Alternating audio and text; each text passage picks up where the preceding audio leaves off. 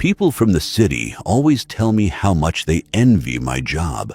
They come up to the Pacific Northwest from places like San Francisco or Chicago, spend 3 days glamping in a heated yurt, and tell me how peaceful the woods are. They think my life is a perpetual vacation, hiking well-maintained trails, breathing crisp mountain air, and occasionally pointing lost tourists to the nearest scenic overlook. They don't know about the silence, not the absence of city noise, the sirens, the tires on wet asphalt, the hum of a million air conditioners, but the real silence, the heavy, suffocating kind that falls over the deep woods right before something terrible happens. We call it the Oz factor in the Ranger Service. It's that precise moment when the birds stop singing, the insects cease their buzzing, and even the wind seems to hold its breath. When you experience that silence, your primate brain fires up an ancient inherited warning. You are no longer the apex predator in this environment. My name is Elias Thorne. I've been a senior ranger at Blackwood Ridge National Forest in Washington State for the better part of a decade. Before this, I spent 12 grueling years as a homicide detective for the Seattle Police Department. I left the force after a case involving a missing child in the sprawl of the city ground my soul down to a fine dust.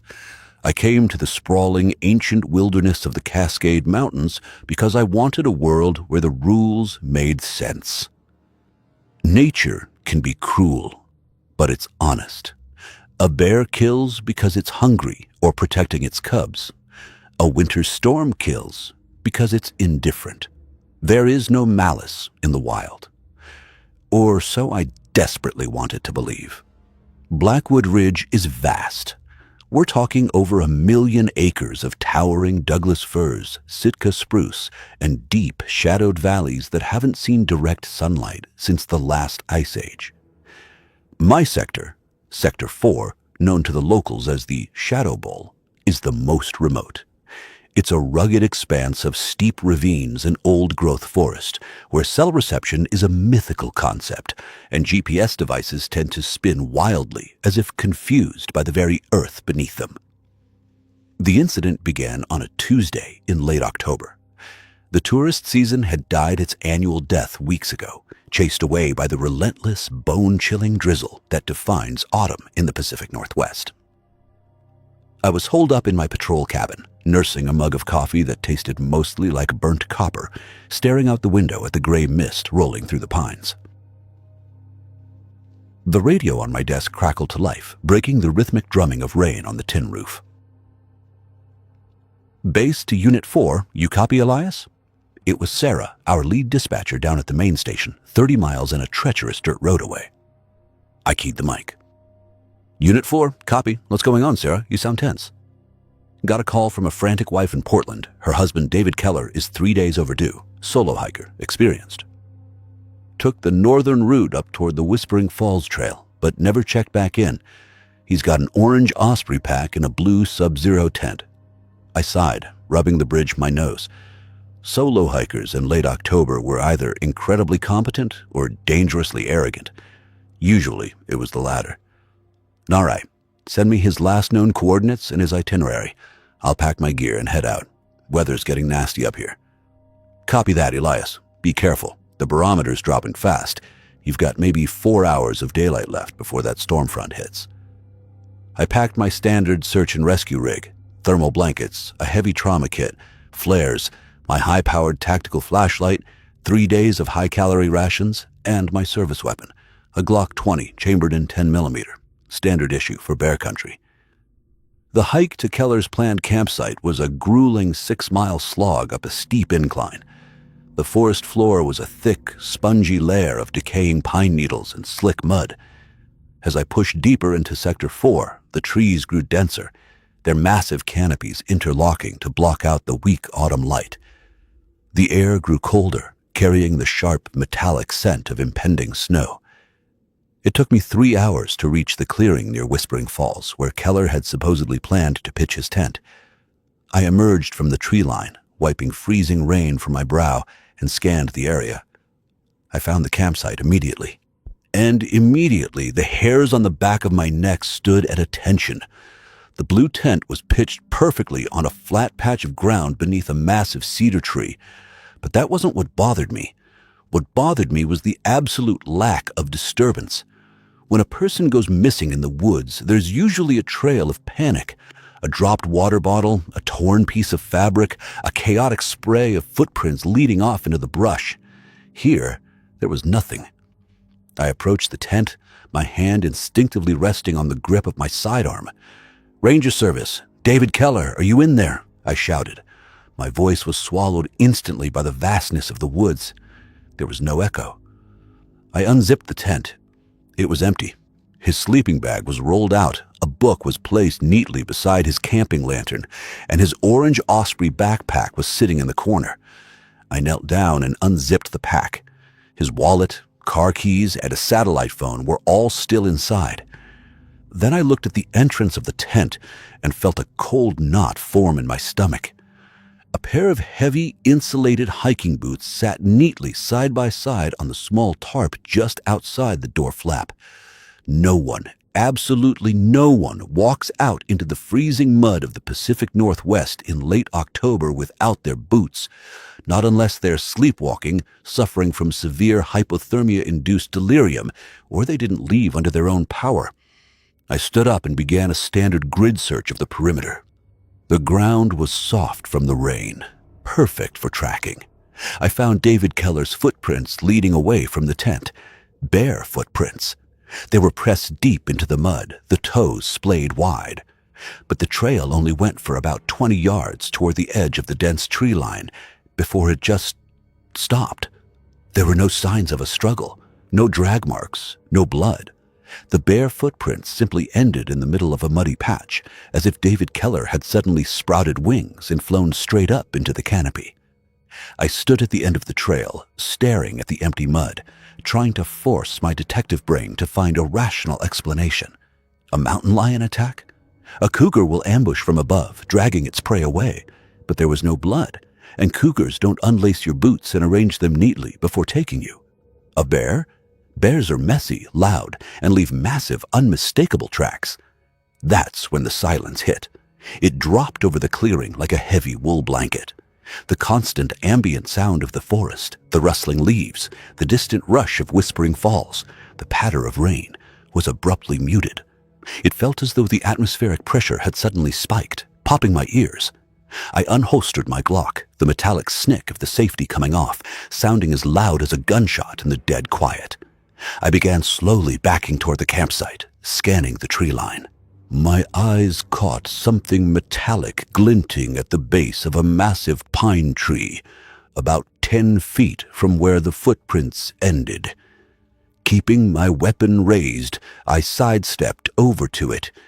It was a digital camera, a high-end DSLR, the kind serious nature photographers carry.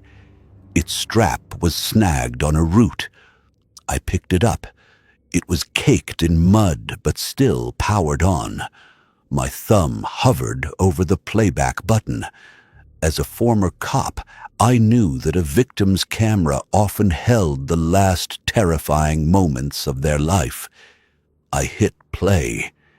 The first dozen photos were exactly what you'd expect. Pictures of the falls, a blurry shot of an owl, selfies of David Keller, a bearded man in his 30s with a bright, enthusiastic smile, standing in front of his blue tent. But the photos from the previous night were different. The first anomalous picture was taken at 11:14 p.m., according to the timestamp. It was a shot of the tree line, taken from inside the tent, looking out through the mesh door.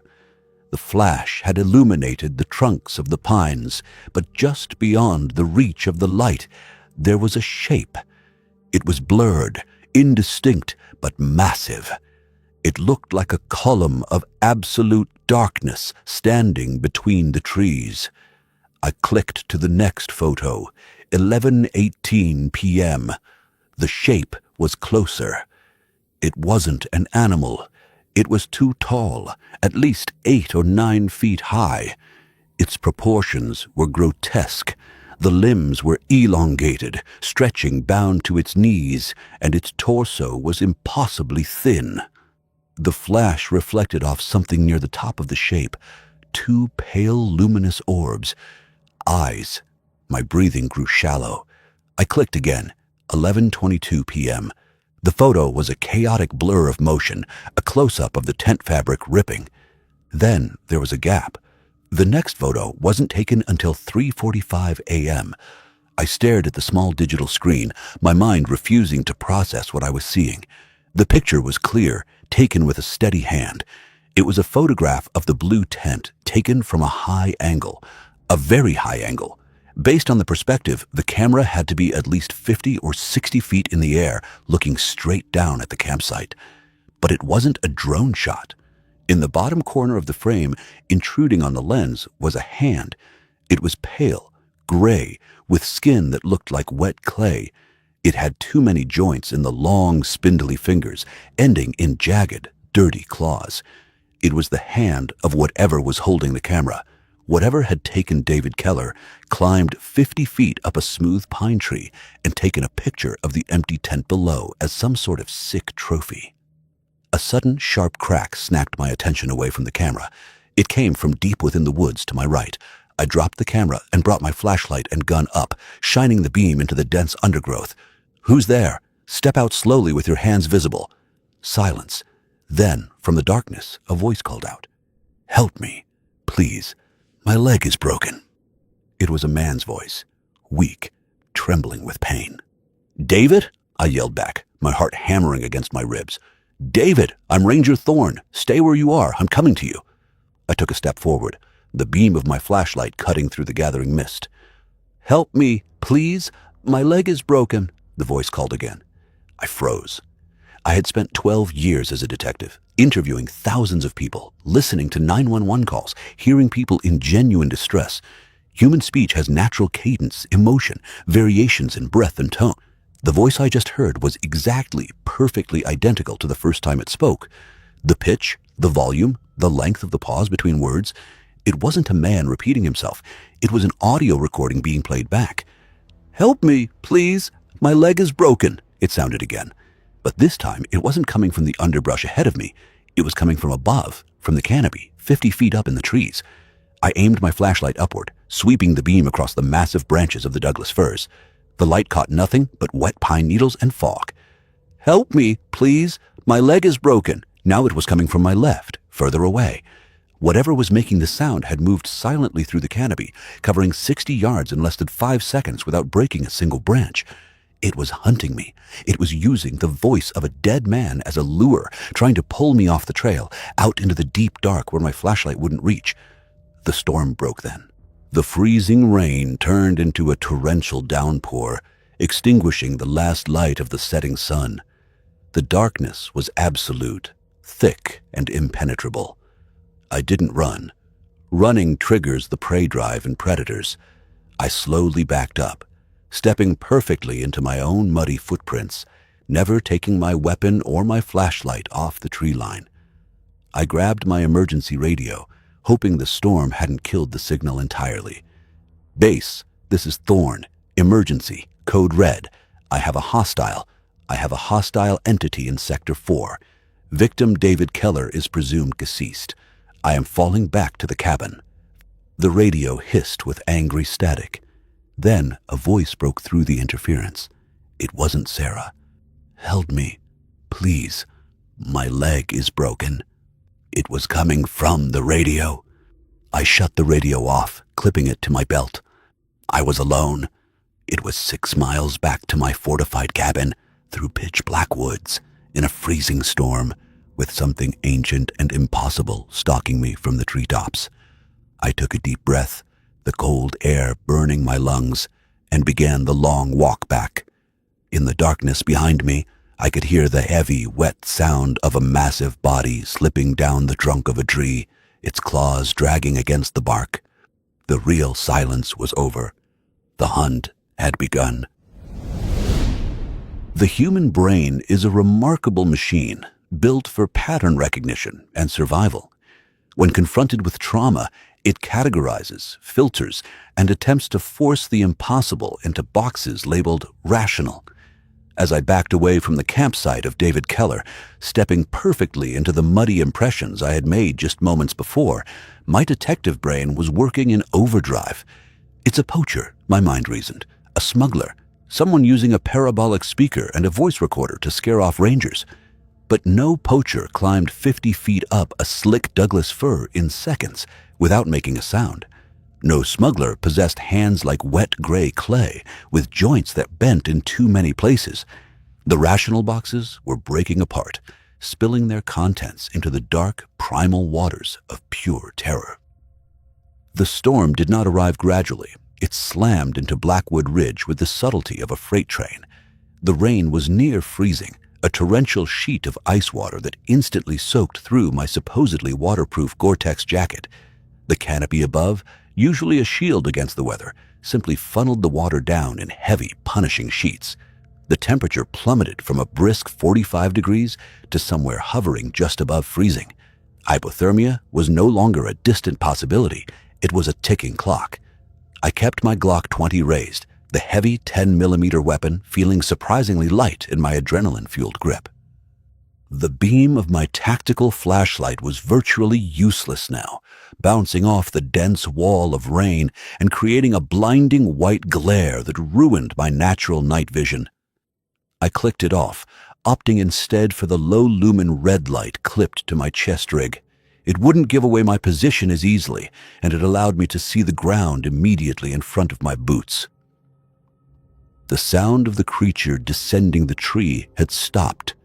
It had reached the forest floor. I turned and began to speed walk down the trail. Running was out of the question. The terrain was a chaotic mess of slick, exposed roots, jagged rocks, and mud that had the consistency of wet concrete. A twisted ankle out here, in these conditions, was a death sentence, even without a predator stalking me.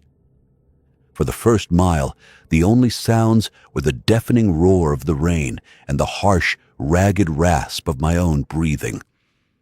I focused on my training. Step, slide, check your 6. Step, slide, check your 6. Then it started again. "Elias, it's so cold out here." The voice came from the darkness to my right, paralleling my path. It was David Keller's voice, but the cadence was subtly wrong. The inflection was flat, devoid of the panic a dying man would feel. It sounded like someone reading a script in a language they didn't understand. But it knew my name. I hadn't spoken my name aloud at the campsite. The only time I had used it was when I radioed base. It had been listening to my transmission. "I know what you're doing," I said loudly, my voice surprisingly steady. As a cop, I knew the value of taking up space, of projecting authority even when you felt none. You're an apex ambush predator. You use auditory mimicry to disorient prey. It's an evolutionary adaptation. It's not magic. I was talking to myself as much as I was talking to it. I needed to shrink this nightmare down to a biological level.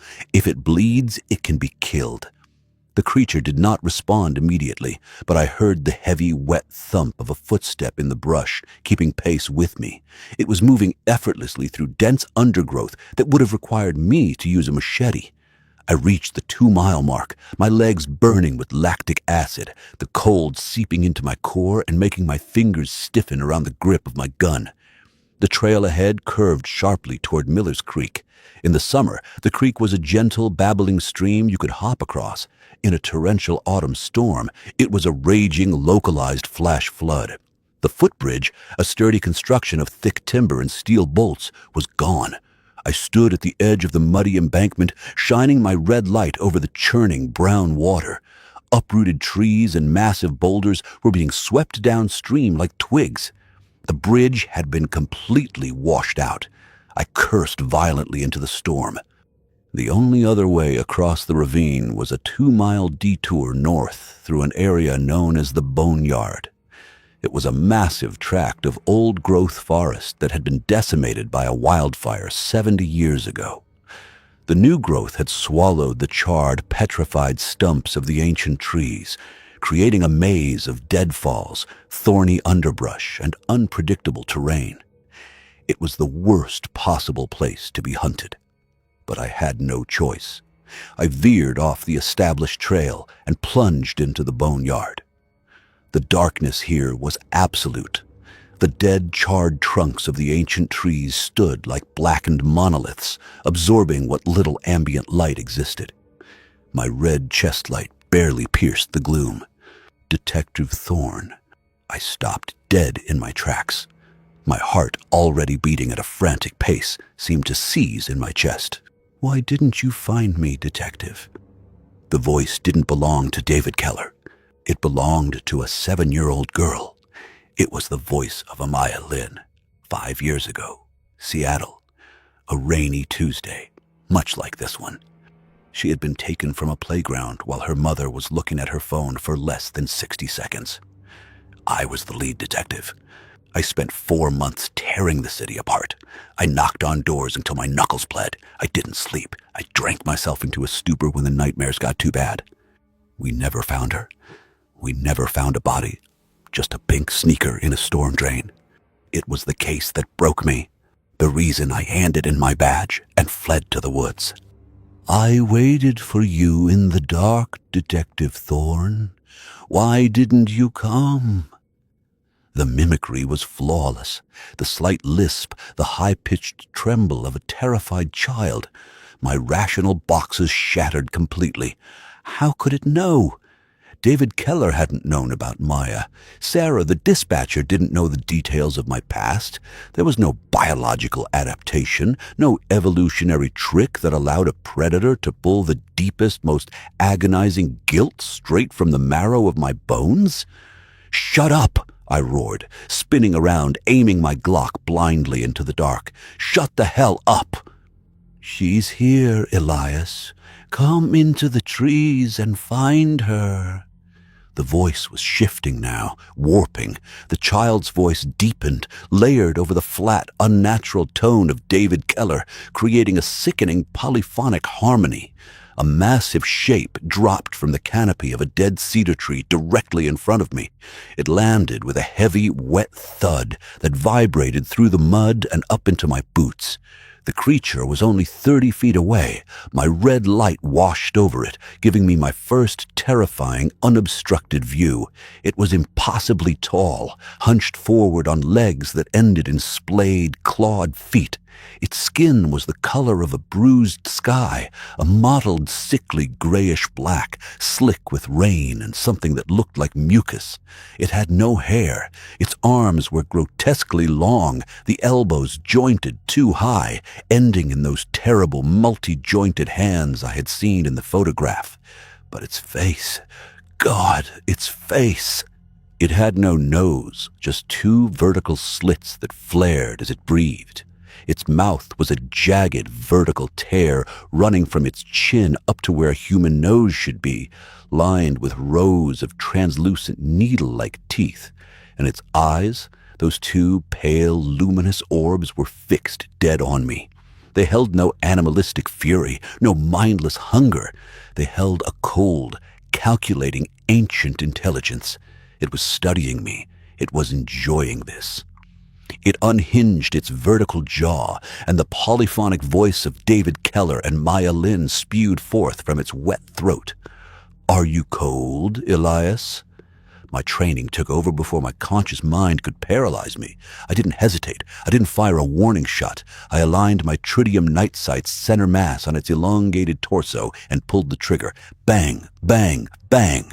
The 10mm rounds are devastating. They were designed to stop a charging grizzly. The muzzle flashes strobed the clearing in blinding white light, thunderclaps competing with the storm. I saw the impacts. The hollow points struck the creature in the chest and shoulder. Dark, viscous fluid erupted from the entry wounds. The creature didn't fall. It didn't even stagger. It let out a sound that I will never be able to accurately describe. It wasn't a roar. It was a high-frequency mechanical shriek that caused a wave of intense, physical pain behind my eyes. It sounded like grinding metal and shattering glass broadcasted through a blown-out amplifier. Instead of attacking, it contorted its body with impossible fluidity, dropping to all fours.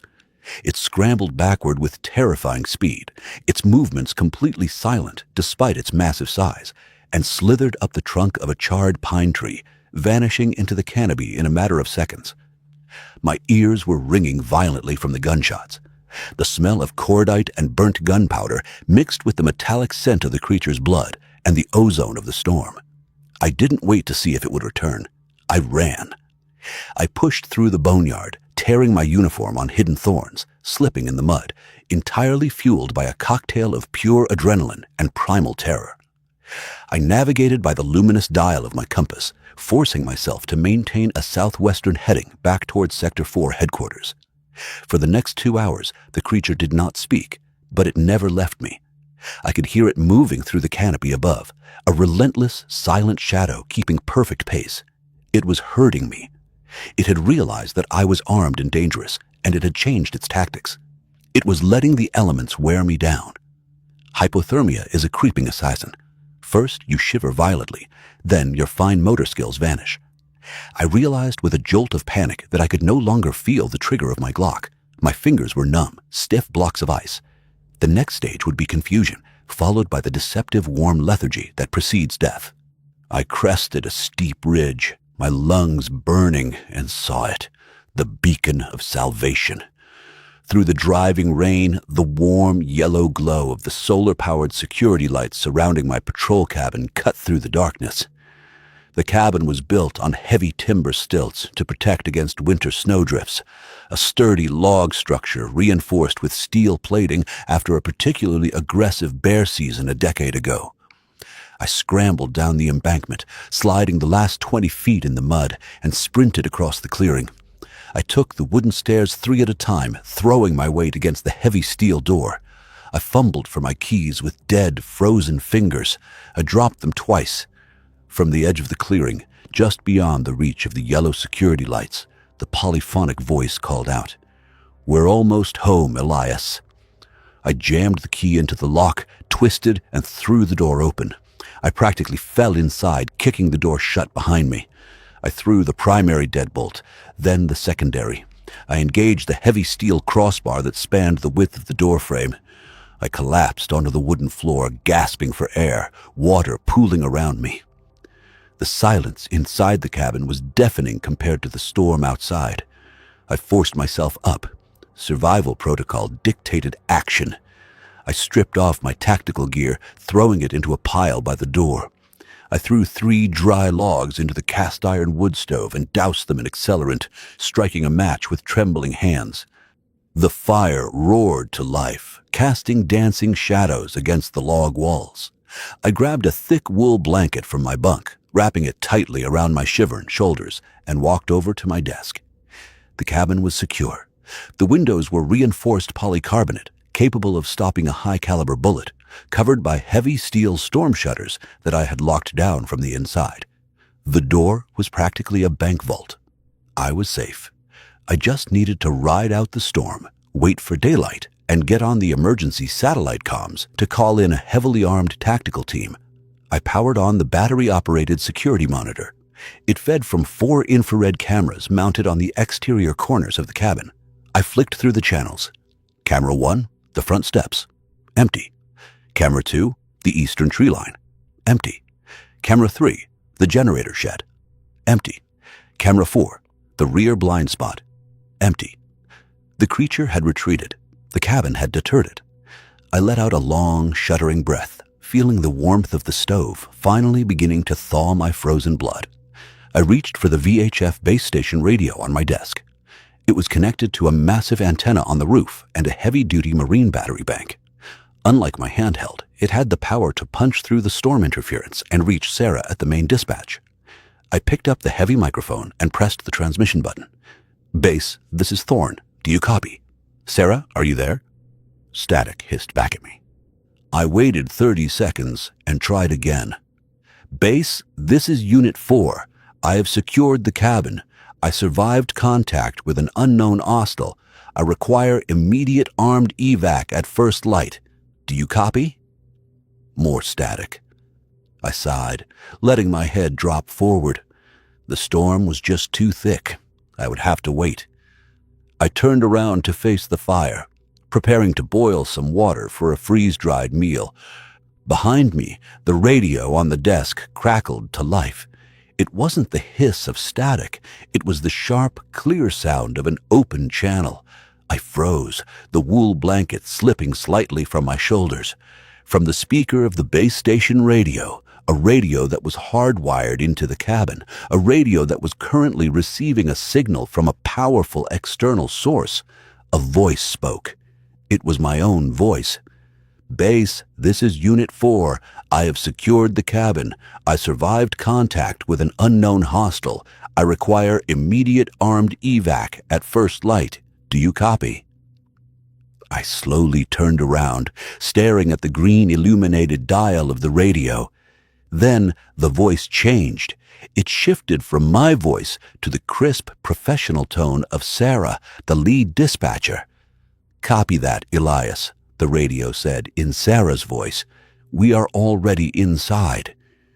I didn't have time to process the impossibility of the statement. Directly above me, from the heavy timber rafters of the cabin ceiling, I heard the wet, unmistakable sound of something breathing. The human mind is a fragile, desperate machine. When confronted with a reality that fundamentally breaks the rules of physics and biology, it attempts to retreat into denial.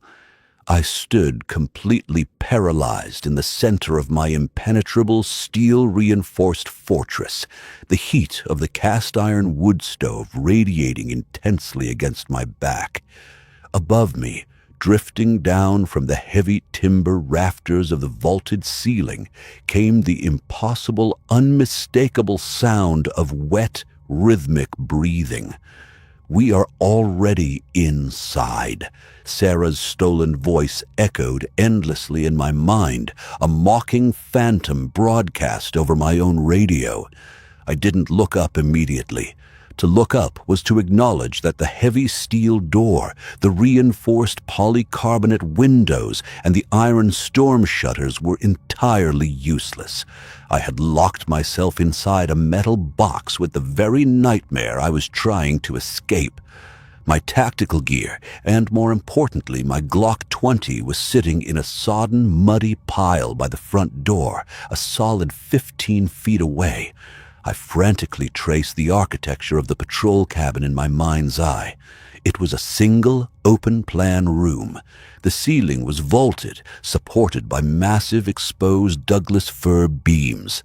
The only ventilation to the outside world was the 6-inch steel stovepipe, which was currently filled with roaring fire and toxic smoke, and the heavy iron grate of the subfloor crawlspace vent, which I had bolted shut back in September. There was no physical, earthly way a creature standing 8 feet tall could bypass those defenses without triggering an alarm or tearing through steel. Unless it didn't have bones in the way that science understands them. Unless it could compress, dislocate, and pour its massive mass through the narrow, hidden gaps in the roof soffits like a liquid shadow. A single drop of thick, dark fluid landed on my floorboard, inches from the toe of my boot. It hissed and sizzled faintly against the damp wood. My police training violently kicked in, bypassing the cold terror that threatened to anchor my boots to the floor. I didn't look up. I lunged. I dove toward the front door, my boots sliding on the wet, slick floorboards, my hands desperately grasping for the heavy polymer frame of my sidearm. Above me, the ceiling exploded into chaotic motion. It sounded like a massive, sodden bag of meat being dropped from a 2-story window. The creature hit the floor exactly where I had been standing a fraction of a second prior, the massive impact splintering the thick oak planks and sending a shockwave through my knees. I grabbed my gun from the pile of wet gear, rolled onto my back, and brought the weapon up in a 2-handed grip, instantly engaging the high-lumen tactical light mounted under the barrel. The blinding white beam hit the creature directly in the center of the room. It was crouched low on all fours, its grotesquely long limbs folded beneath its torso like a massive pale spider. Up close, illuminated by the harsh glare of the tactical light, it was even more horrifying than it had been in the boneyard. Its skin wasn't just gray, it was translucent in patches, revealing a pulsing, bioluminescent network of dark blue veins pumping black fluid. The deep ballistic wounds I had inflicted on it earlier, two massive, ragged holes in its chest and shoulder, were already sealing shut.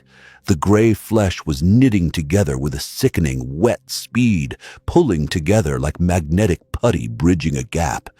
Its head snapped toward me, moving with bird-like, jerky precision.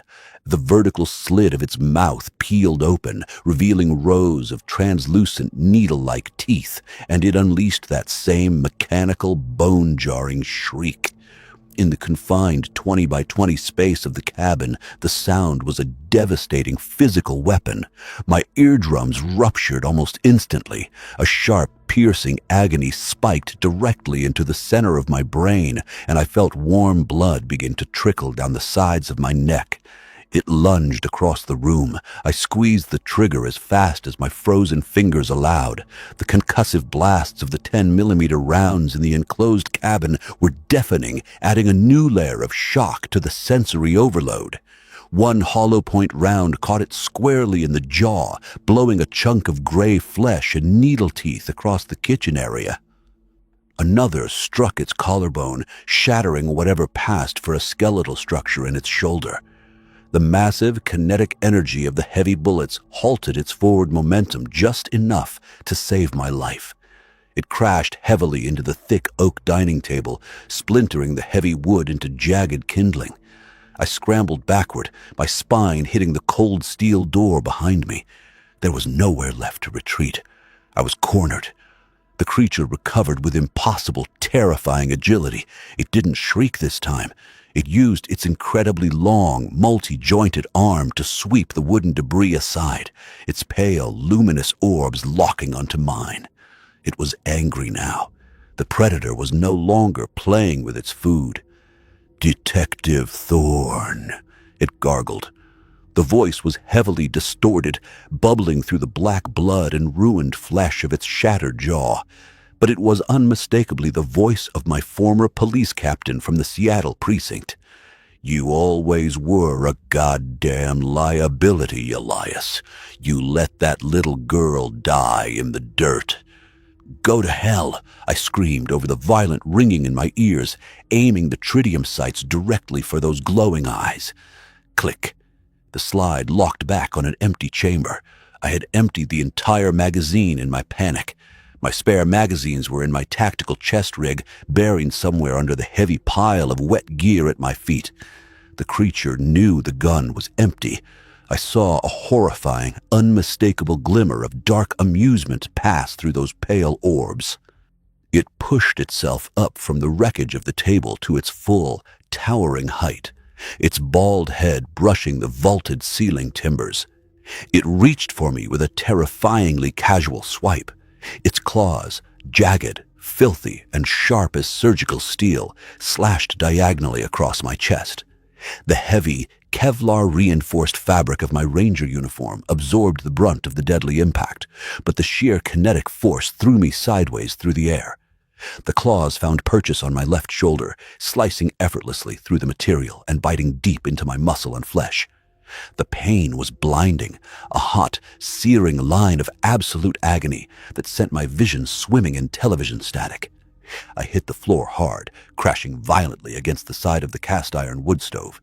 The black metal was radiating intense, blistering heat, instantly burning the skin of my forearm right through my long-sleeved shirt. The creature loomed over me, blocking out the cabin lights, preparing for the final, killing blow. It reached down, its vertical jaw unhinging and opening wide enough to envelop my entire head. The stench of its breath washed over me, a horrific, suffocating blend of rotting meat, atmospheric ozone, and stagnant swamp water. Survival is an ugly, desperate, and entirely unheroic thing. It's not about bravery. It's about utilizing whatever violent tools are within your immediate reach. My right hand slammed blindly against the iron handle of the stove door. I yanked it open. The fire inside was a roaring, contained inferno of dry pine logs and chemical accelerant. Without a second of hesitation, I reached directly into the flames with my bare hand, grabbed a blazing, thick piece of firewood by its slightly cooler end, and swung it upward with every remaining ounce of strength in my body. I smashed the burning red-hot log directly into the center of the creature's face. The reaction was instantaneous and violently explosive. The creature didn't just feel the pain of the burn, it seemed existentially terrified of the fire itself. The open flames caught the slick, mucus-like coating on its gray skin, instantly igniting it like gasoline. The creature threw itself backward with a violent thrash, emitting a series of shrill, panicked vocalizations that sounded horrifically like a dozen different women screaming in unison. It collided blindly with the kitchen counter, sending canned goods, a heavy cast-iron skillet, and my glass coffee pot crashing to the floor in a shower of debris. I didn't waste the few precious seconds of distraction I had just bought with third-degree burns. I dropped the smoking log and dragged myself desperately across the floorboards, clutching my bleeding shoulder to keep the muscle together. I headed for the exact center of the room, right in front of where my desk used to be before the table shattered. Beneath a heavy braided wool rug was the hatch to the root cellar. Originally designed in the paranoia of the 1970s as a cold storage bunker and emergency storm shelter, it was a 6x6 concrete cube sunk deep into the earth beneath the cabin's foundation. I kicked the rug aside with my boot, ignoring the screaming white-hot pain in my shoulder, and yanked the heavy iron ring of the trapdoor. It swung open on well-oiled hinges, revealing a pitch-black, narrow wooden ladder descending into the cold earth. Behind me, the creature had managed to extinguish the flames by rolling violently on the wet floorboards. The left side of its face was a blackened, smoking, charred ruin, one of its luminous eyes permanently melted into a dull, dead gray mass. It fixed its remaining furious eye on me, and a low, rumbling growl vibrated through the floorboards, shaking the dust. It coiled its long legs beneath it, preparing to charge across the room. I threw my body into the dark hole, practically falling headfirst down the ladder. As I plummeted into the suffocating darkness, I grabbed the underside handle of the heavy steel trapdoor and slammed it shut above me, just as the massive, heavy weight of the creature slammed into the spot where my head had been a fraction of a second before. I reached up and threw the heavy steel deadbolt on the underside of the hatch, locking it firmly into its reinforced collar. A second later, the creature began pounding furiously on the door from above. The massive impacts shook dust and clumps of dirt from the cellar ceiling, the concussive force rattling my teeth in my skull. I collapsed backward onto the cold, dirt-packed floor of the cellar, clutching my shoulder, gasping for thin air in the absolute crushing darkness. The air down here was stale and heavy, smelling strongly of old potatoes, damp earth, and creeping mildew. I fumbled frantically for the small tactical flashlight clipped to my utility belt. Thank God it hadn't been left in the pile by the door, and clicked it on. The sharp beam cut through the pitch blackness, illuminating the small concrete bunker. It was cramped, lined with rough wooden shelves holding dusty, decades-old cans of emergency rations, plastic gallons of purified water, and a rusted metal first aid kit. There was no other exit. I had successfully escaped the monster, but in doing so, I had locked myself in a concrete coffin. Above me, the violent pounding suddenly stopped. I lay there in the dirt for a long moment, straining to listen. Nothing. The silence was heavier down here, buried beneath 3 feet of solid earth and a steel-reinforced floor. I dragged my battered body over to the shelves, propping my back against the freezing concrete wall. My shoulder was bleeding heavily, warm arterial blood soaking rapidly through my torn uniform shirt and pooling in my lap. I needed to stop the bleeding immediately before hemorrhagic shock shut my organs down.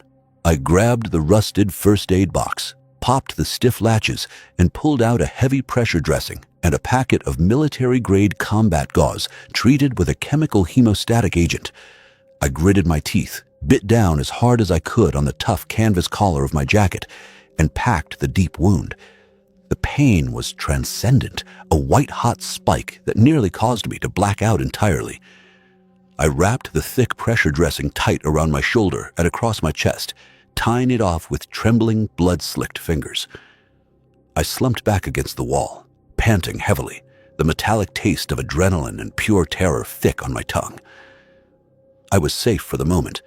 The trapdoor was solid half-inch steel, bolted directly into a reinforced concrete collar. Unless the creature possessed a plasma torch, it wasn't getting down here. But I had no long-term food, no radio communication, no weapons, and a strictly limited amount of breathable oxygen. I swept my flashlight slowly around the small room, taking a grim inventory of my tomb. My light caught something metallic pushed far to the back of the bottom shelf, deliberately hidden behind a row of corroded, unidentifiable canned goods. It was an old, olive-drab metal ammunition crate. The stenciled yellow lettering on the side was faded but legible. Property of U.S. Forest Service, Ranger J. Higgins. Jack Higgins. My breath hitched. I knew the name well from the local ranger folklore. Mad Jack Higgins was the senior ranger of Sector 4 back in the early 1980s. The long-standing story went that the extreme isolation finally got to him. He started reporting ridiculous, paranoid things over the radio. Poachers with invisible helicopters, highly organized bears that could pick locks and disable cameras. Eventually, he just snapped completely. The official record stated he walked out into the woods during a massive blizzard in 1984 and never came back. His body was never recovered by the search teams. I reached out and pulled the heavy ammo crate toward me. The thick rubber seal had preserved the contents perfectly against the damp. I flipped the heavy metal latch and opened the lid. Inside was a thick, leather-bound journal, several carefully folded topographical maps, a military-grade compass, and a vintage Polaroid camera. I picked up the journal with shaking hands. The leather was dry and cracking with age. I opened it to the first marked page. The handwriting was erratic, written in dark, bold ink that pressed so deeply into the paper it nearly tore through. October 12th, 1983. They think I'm crazy. Let them. The brass down in Seattle doesn't want to know the truth. They sit in their heated, comfortable offices and pretend the boundary lines they draw on their maps actually mean something to the wild. They don't understand the silence line. You can't domesticate this place. Blackwood Ridge wasn't established as a national forest to protect the beautiful trees from the people. It was established quietly by the government in 1952 to keep the people out of the trees, to create a buffer zone.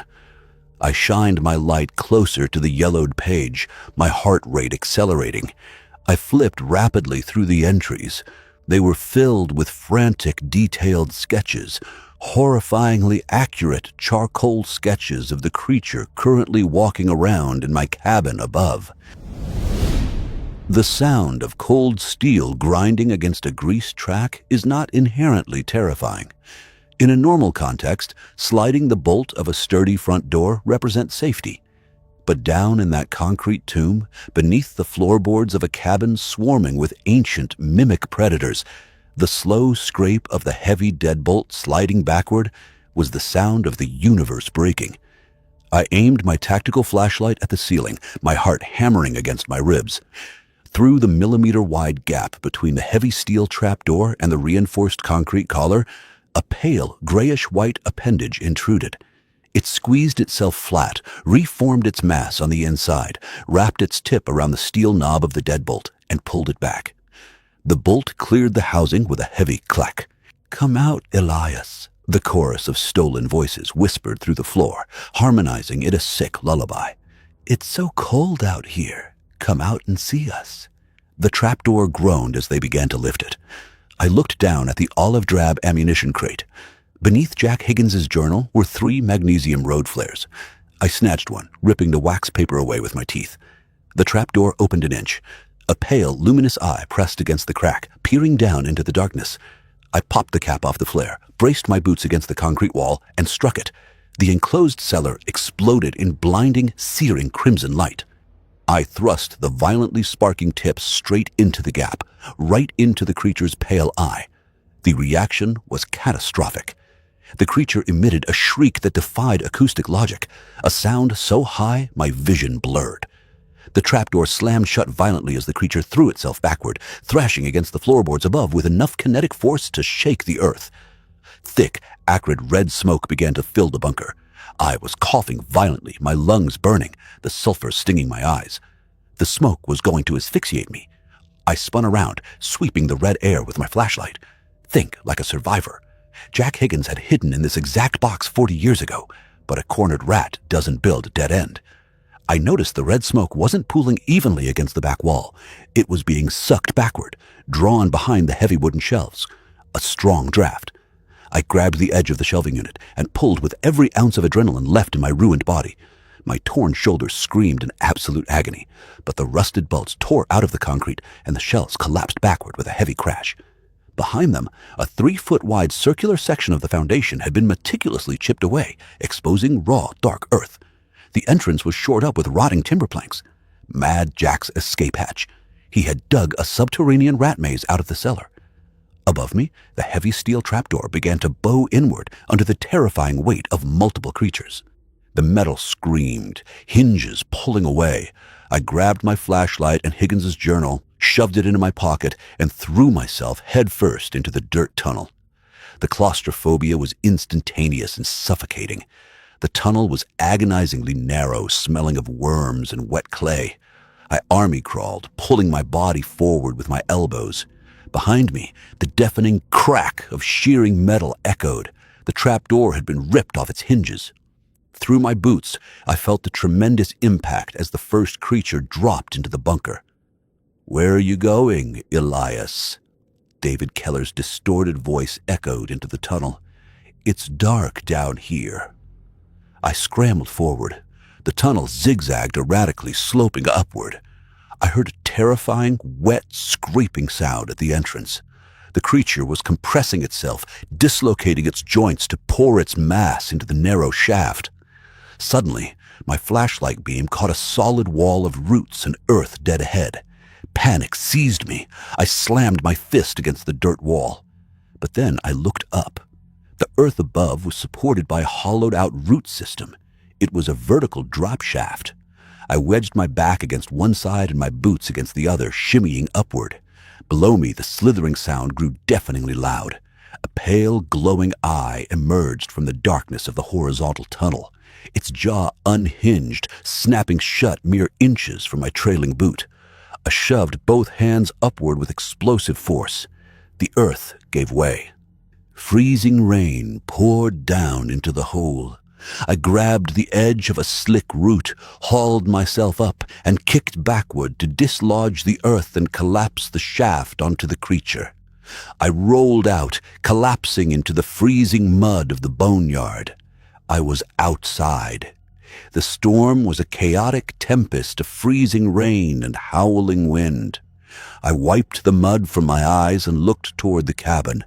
My blood ran cold. The yellow security lights illuminated a vision from hell.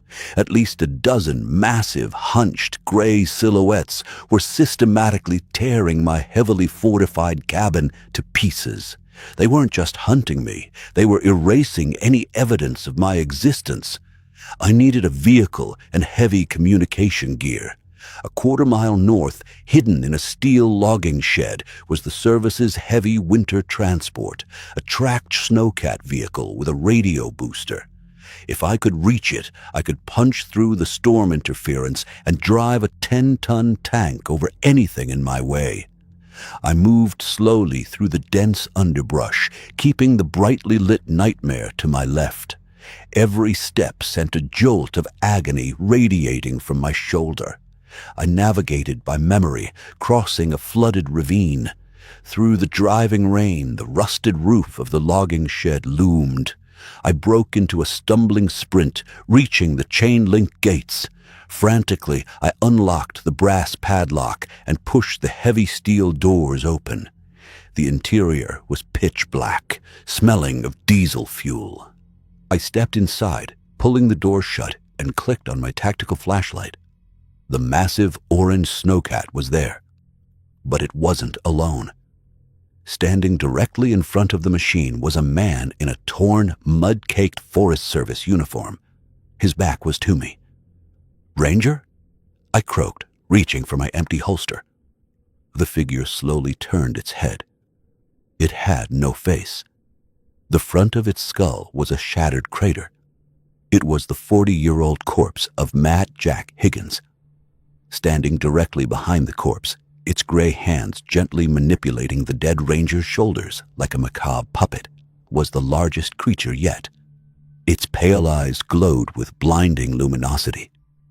The creature unhinged its jaw, and the stolen voice of Mad Jack Higgins echoed in the shed. "We own the woods, detective. And now we own you." The creature hurled the corpse directly at me. The dead weight slammed into my chest, knocking me backward. My head struck the steel wall with a sickening crunch, and the world dissolved into absolute darkness. Consciousness returned not as a gentle awakening, but as a violent, suffocating wave of nausea. The metallic tang of blood flooded my mouth, pooling in the back of my throat until I was forced to violently cough it out onto the cold concrete floor. My skull felt as though it had been split open with a logging wedge. I was lying on my side in the pitch-black logging shed, my cheek pressed against the freezing, grease-stained floor. The heavy, rotting corpse of Jack Higgins lay sprawled a few feet away, a macabre rag doll discarded by its puppeteer. I didn't move. I kept my breathing as shallow and silent as humanly possible. I was alive. That was the first impossible realization. A creature that could tear a steel storm shutter off its hinges could have easily crushed my skull while I was unconscious. But it hadn't. Why? The answer drifted through the cold air of the shed, spoken in the stolen, gravelly voice of my former Seattle police captain. "Fear tastes like ash when the meat is asleep, Elias. Wake up." It wasn't hunting for sustenance. It was hunting for the narcotic high of my absolute terror. It wanted me awake, aware, and drowning in despair when it finally pulled me apart. I cracked my right eye open just a fraction of an inch. The alpha mimic stood between me and the massive orange snowcat. In the gloom of the shed, illuminated only by the ambient, chaotic flashes of lightning bleeding through the gaps in the corrugated steel roof, it was a terrifying monument to unnatural biology. It was 10 feet of lean, coiled muscle wrapped in bruised, purple-gray skin.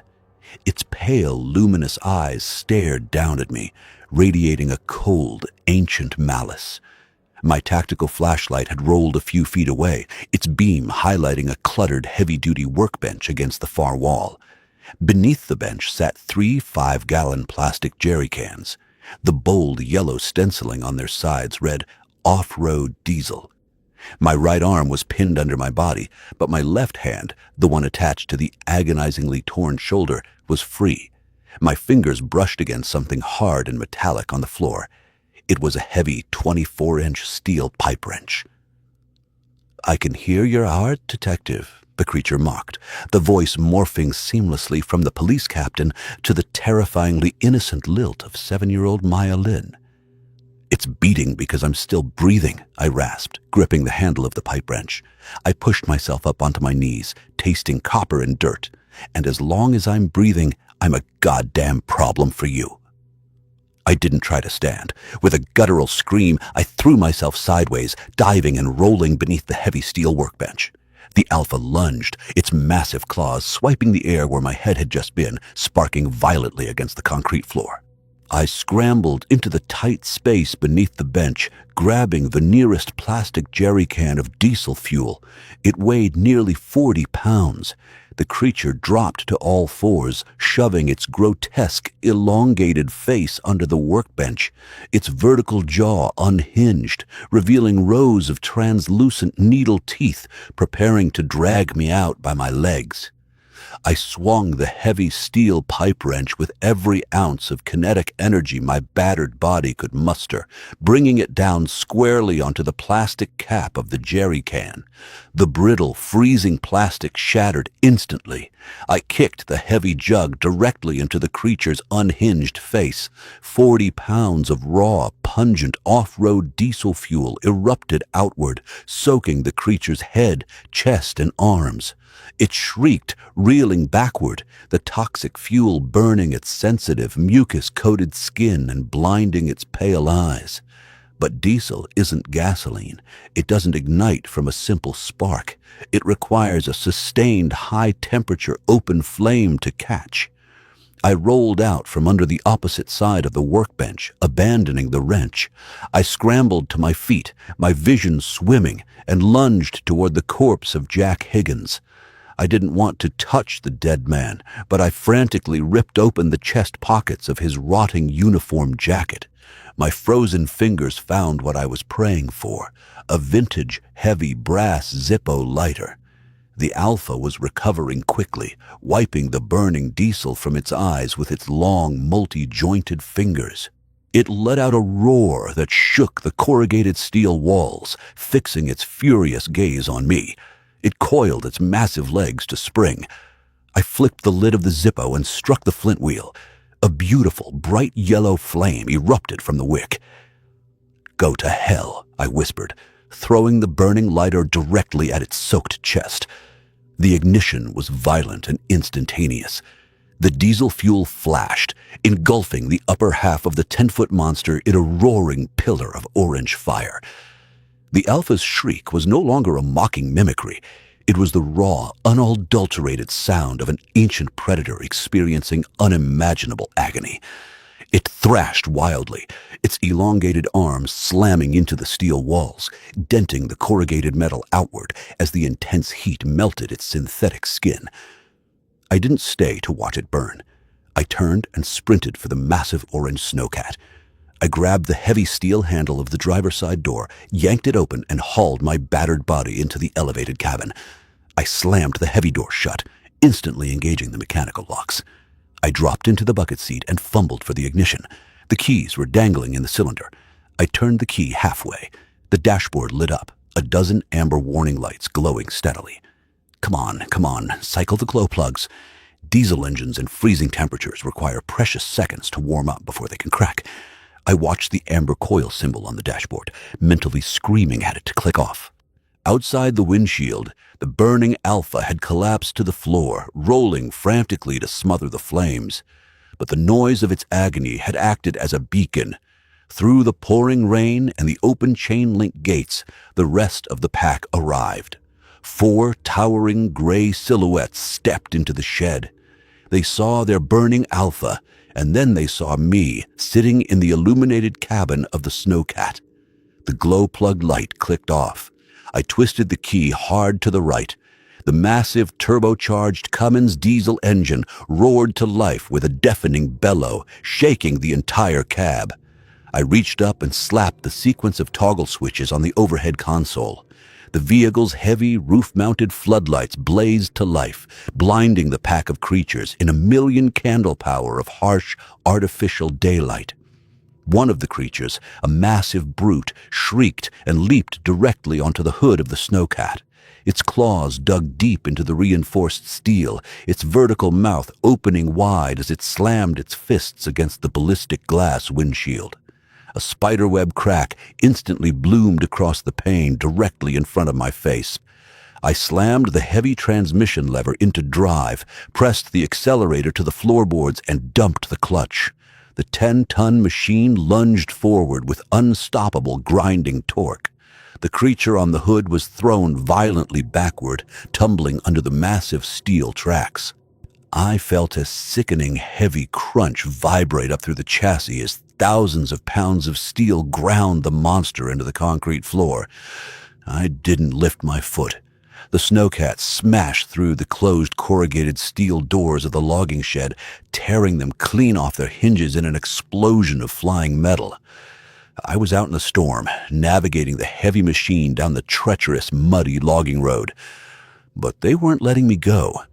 In the side mirrors, I saw them. The remaining members of the pack were sprinting out of the ruined shed, their elongated limbs eating up the distance with terrifying speed.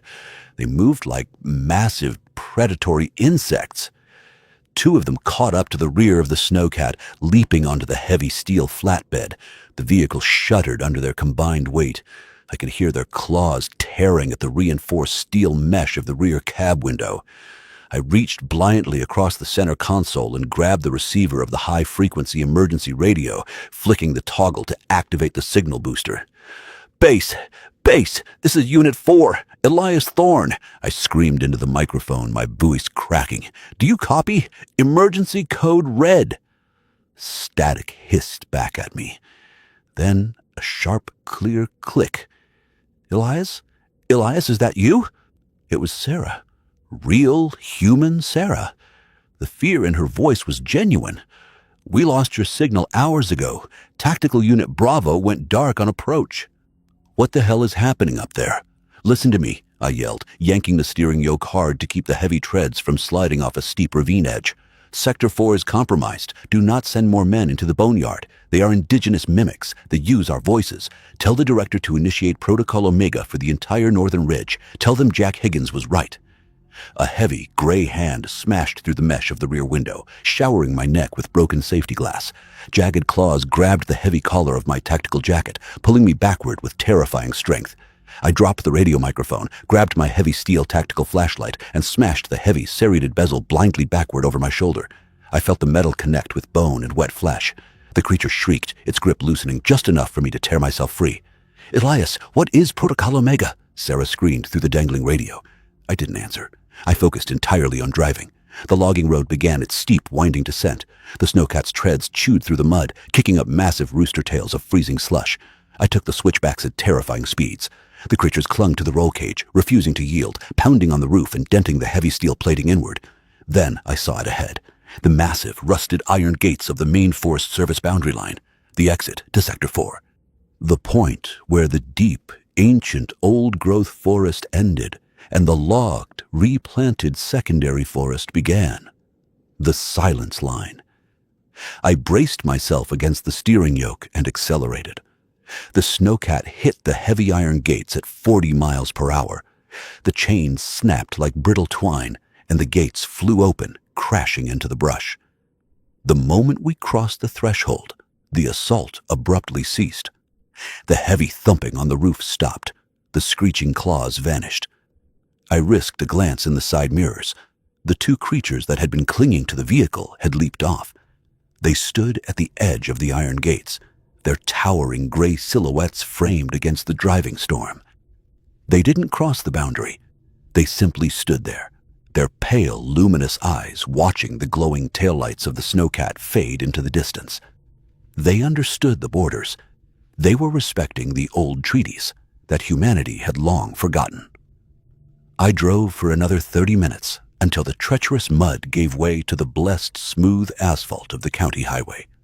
I didn't stop until I saw the bright, blinding halogen lights of the main ranger station cutting through the storm. I pulled the battered snowcat into the parking lot, throwing it into park. The cabin door opened, and half a dozen armed rangers swarmed the vehicle, pulling me out into the freezing rain. Medics shouted orders, pressing fresh bandages against the ruined mess of my left shoulder. Sarah pushed her way through the crowd, her face pale and streaked with rain. She looked at me, then at the blood-soaked interior of the snowcat, and finally at the deep claw marks gouged into the ballistic steel. "Elias," she whispered, her voice trembling. What was in the woods?" I looked past her, staring out into the dark, towering tree line of the distant mountains. I reached into my blood-soaked cargo pocket and pulled out the ancient, leather-bound journal of Jack Higgins. I pressed it firmly into Sarah's hands. "We aren't the apex predators anymore, Sarah. I said, my voice hollow, stripped of all its former confidence. And we need to stop pretending that we are. They took me to the hospital in Seattle. I spent 3 weeks in the trauma ward, recovering from severe blood loss, extensive lacerations, and a heavy concussion. The official Forest Service report stated that I had been attacked by an aggressive grizzly bear. Tactical Unit Bravo was officially written off as a tragic victim of a catastrophic mudslide. David Keller's body was never found. They tried to bury the truth, just like they did 40 years ago. They offered me an early, highly compensated medical retirement. I refused. I kept my badge. I demanded a transfer to the main boundary station right on the edge of the iron gates. They think I'm traumatized. They think I'm obsessed. Let them. Someone has to watch the tree line. Someone has to sit in the dark, monitoring the thermal cameras and listening to the high-frequency radio channels when the winter storms roll in, because I know what waits in the deep dark of the boneyard. I know that the boundary lines we draw on maps only matter if both sides respect them, and sometimes, when the autumn wind blows down from the high ridges, carrying that cold, metallic scent of snow and ozone, I can hear my own voice calling out from the shadows between the trees, asking me to come back to the dark. But I don't answer. I just load my weapon, lock the heavy steel doors, and wait. There is a specific kind of silence that only exists deep in the American wilderness. It's not the absence of noise, it's the absence of humanity. Out here, miles away from the nearest paved road, the silence has a weight to it. It presses against your eardrums, filling the void with the rustle of dry pine needles, the creak of ancient timber, and the wind howling through the valleys. My name is Elias Thorne. I'm 42 years old, and for the last 15 years of my life, the noise of New York City was my pulse. I was a firefighter with the FDNY, stationed in Brooklyn. My world was defined by the deafening blare of sirens, the crackle of two-way radios, and the roar of structural fires. I thrived in the chaos. I lived for the adrenaline. That was until the Hudson Street warehouse fire 2 years ago. I won't get into the gory details, mostly because my therapist told me that reliving the trauma doesn't erase it. All you need to know is that the roof collapsed, and my partner, Tommy, didn't make it out. I did. They gave me a medal for surviving, the pension for my medical retirement, and a heavy dose of survivor's guilt that no amount of bottom-shelf bourbon could wash away. I needed to get away from the noise. I needed isolation. That's how I ended up signing a seasonal contract with the Department of Environmental Conservation to man the Blackwood Ridge Fire Lookout Tower in the northern Adirondacks. Blackwood Ridge is about as remote as it gets. It's a 60-foot steel skeleton bolted into the bedrock of a mountain peak, towering over a seemingly endless ocean of pine, birch, and hemlock. At the top of that steel skeleton is a 7-by-7-foot metal cab. That cab was my entire world. It was outfitted with a cot, a propane heater, a two-way radio, a pair of high-powered binoculars, and an Osborne firefinder, a heavy circular map and sight device used to pinpoint the exact coordinates of a smoke plume. The job was simple, mundane, and exactly what I needed. Wake up at dawn, boil water for instant coffee on the camp stove, and scan the horizon for smoke. At 800 hours and 1800 hours, I'd key the mic and check in with dispatch down in the town of Tupper Lake. Blackwood Tower to Tupper Base, all clear on the ridge, I'd say. Copy that, Blackwood. Catch you at sundown, Mac, the crusty old dispatcher, would reply. For the first 6 weeks, the isolation was a balm to my frayed nerves. The routine grounded me. I spent my days reading dog-eared Stephen King paperbacks I found in a footlocker, doing push-ups on the metal grating of the catwalk, and watching the weather roll across the mountains like tidal waves. I saw black bears foraging in the blueberry patches miles below. I watched bald eagles ride the thermal currents. The wilderness was indifferent, but it was honest. It was mid-October when things started to change. Upstate New York autumns are notoriously unpredictable, but the shift that happened on my 43rd day in the tower felt less like a change in weather and more like a change in reality. It started with the fog. Usually the morning mist burned off by 10 a.m., chased away by the pale autumn sun. But on this particular Tuesday, the fog didn't just linger, it thickened. It poured over the jagged peaks like dry ice, a dense, suffocating gray mass that swallowed the forest canopy entirely. From my vantage point, 60 feet in the air, the world below was erased. The steel legs of my tower disappeared into the gray abyss, making me feel like I was floating in a metal box suspended in an endless void. And then came the silence. As a city guy, I'd had to learn the acoustic rhythm of the woods.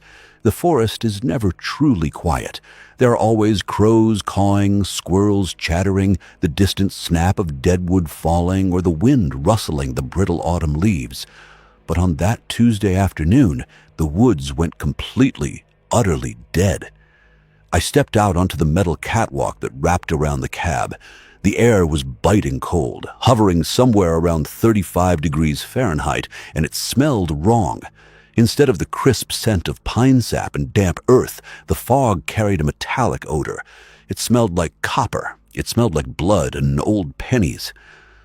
Just a weird pressure system, I muttered to myself, zipping up my fleece jacket and leaning against the cold steel railing. I strained my ears, trying to catch even the faintest sound of a woodpecker or the rustle of a deer in the brush. Nothing. It was the kind of absolute acoustic dead zone you only find in soundproof recording studios. The silence was so profound it made my ears ring. I retreated back into the cab, shivering as I latched the heavy trapdoor shut. I glanced at my watch. It was 5:45 p.m., close enough to my evening check-in. I needed to hear a human voice. The oppressive quiet was starting to pick the lock on the dark corners of my mind, letting the memories of the Brooklyn fire leak out. I picked up the heavy black receiver of the radio and pressed the transmit button. "Blackwood Tower to Tupper Base. You reading me, Mac?" Static hissed through the speaker. It wasn't the normal white noise of an empty channel. It was a thick, bubbling static, like a microphone being submerged in mud. "Tupper Base, this is Blackwood. Come in?" More thick, wet static. I adjusted the squelch dial, frowning. The radio repeater was situated on a neighboring peak just 10 miles away. Even in a heavy storm, the signal was usually crystal clear. Suddenly, the static broke. A voice came through the speaker, but it was heavily distorted, echoing as if spoken inside a massive, empty cavern. "Elias." My blood ran cold. The radio slipped an inch in my sweaty grip. Mac never called me by my first name. He always called me Blackwood or Thorn. Furthermore, the voice didn't have Mac's gravelly, chain-smoking upstate accent. It was higher, tighter. It sounded desperate. "Tupper Base, repeat your last. You're breaking up," I said, my voice betraying a slight tremor. The radio popped, crackled, and then the voice came through again, clearer this time. "Elias, I can't breathe. The roof, man, it's coming down." I stopped breathing.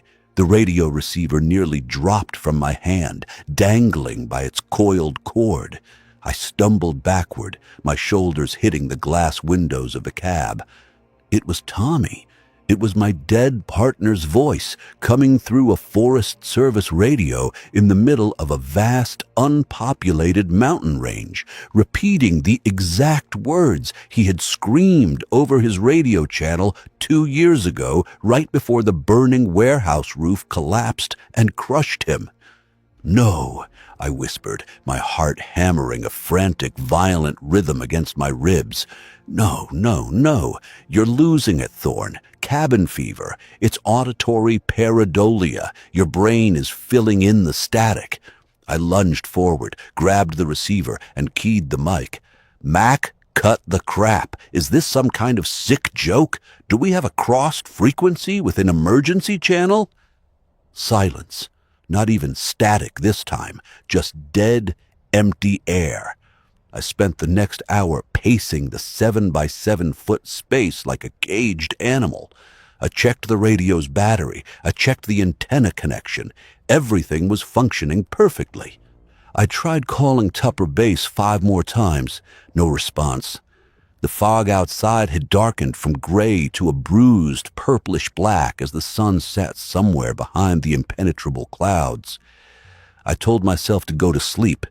I told myself that the isolation was finally getting to me, that the trauma was manifesting as auditory hallucinations. I brewed a cup of chamomile tea on the camp stove, wrapped myself in my heavy sleeping bag, and stared up at the metal ceiling. Around 2 a.m., I was violently pulled from a restless, nightmare-plagued sleep by a sound coming from outside. It wasn't the radio this time. It was coming from the woods below the tower. I shot up in the cot, the cold air biting through my thermal shirt. I held my breath, straining to listen. Clang! It was the sound of metal striking metal. It echoed up from the fog-choked darkness. Clang! Rattle. Someone or something was at the base of my fire tower. Adrenaline, cold and sharp, flooded my veins. Out here, you don't get unannounced visitors. There are no hiking trails that lead directly to Blackwood Ridge. The nearest access road is a brutal 4-mile hike through dense, unmarked timber. No one hikes out here at 2 a.m. in a blinding fog. I quietly slipped out of my sleeping bag and grabbed the heavy Maglite flashlight I kept on the desk. Next to it was a can of bear mace and a standard-issue flare gun. I wasn't permitted to carry a firearm on duty, a rule I was suddenly deeply regretting. I grabbed the flare gun and the flashlight, creeping over to the trapdoor that led to the catwalk. I slowly turned the iron latch, trying to make as little noise as possible, and pushed the door open. The freezing fog immediately poured into the cab. I stepped out onto the metal grating of the catwalk, the wind biting at my exposed face.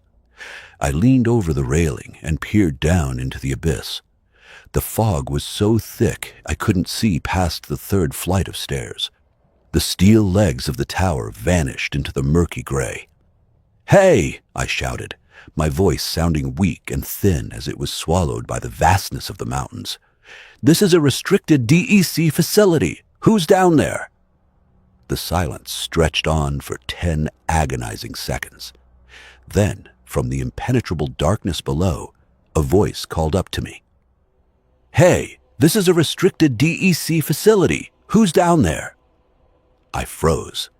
The hairs on the back of my neck stood up, stiff like wire. It was my own voice. It wasn't an echo. An echo bounces off terrain, degrading in quality, overlapping itself.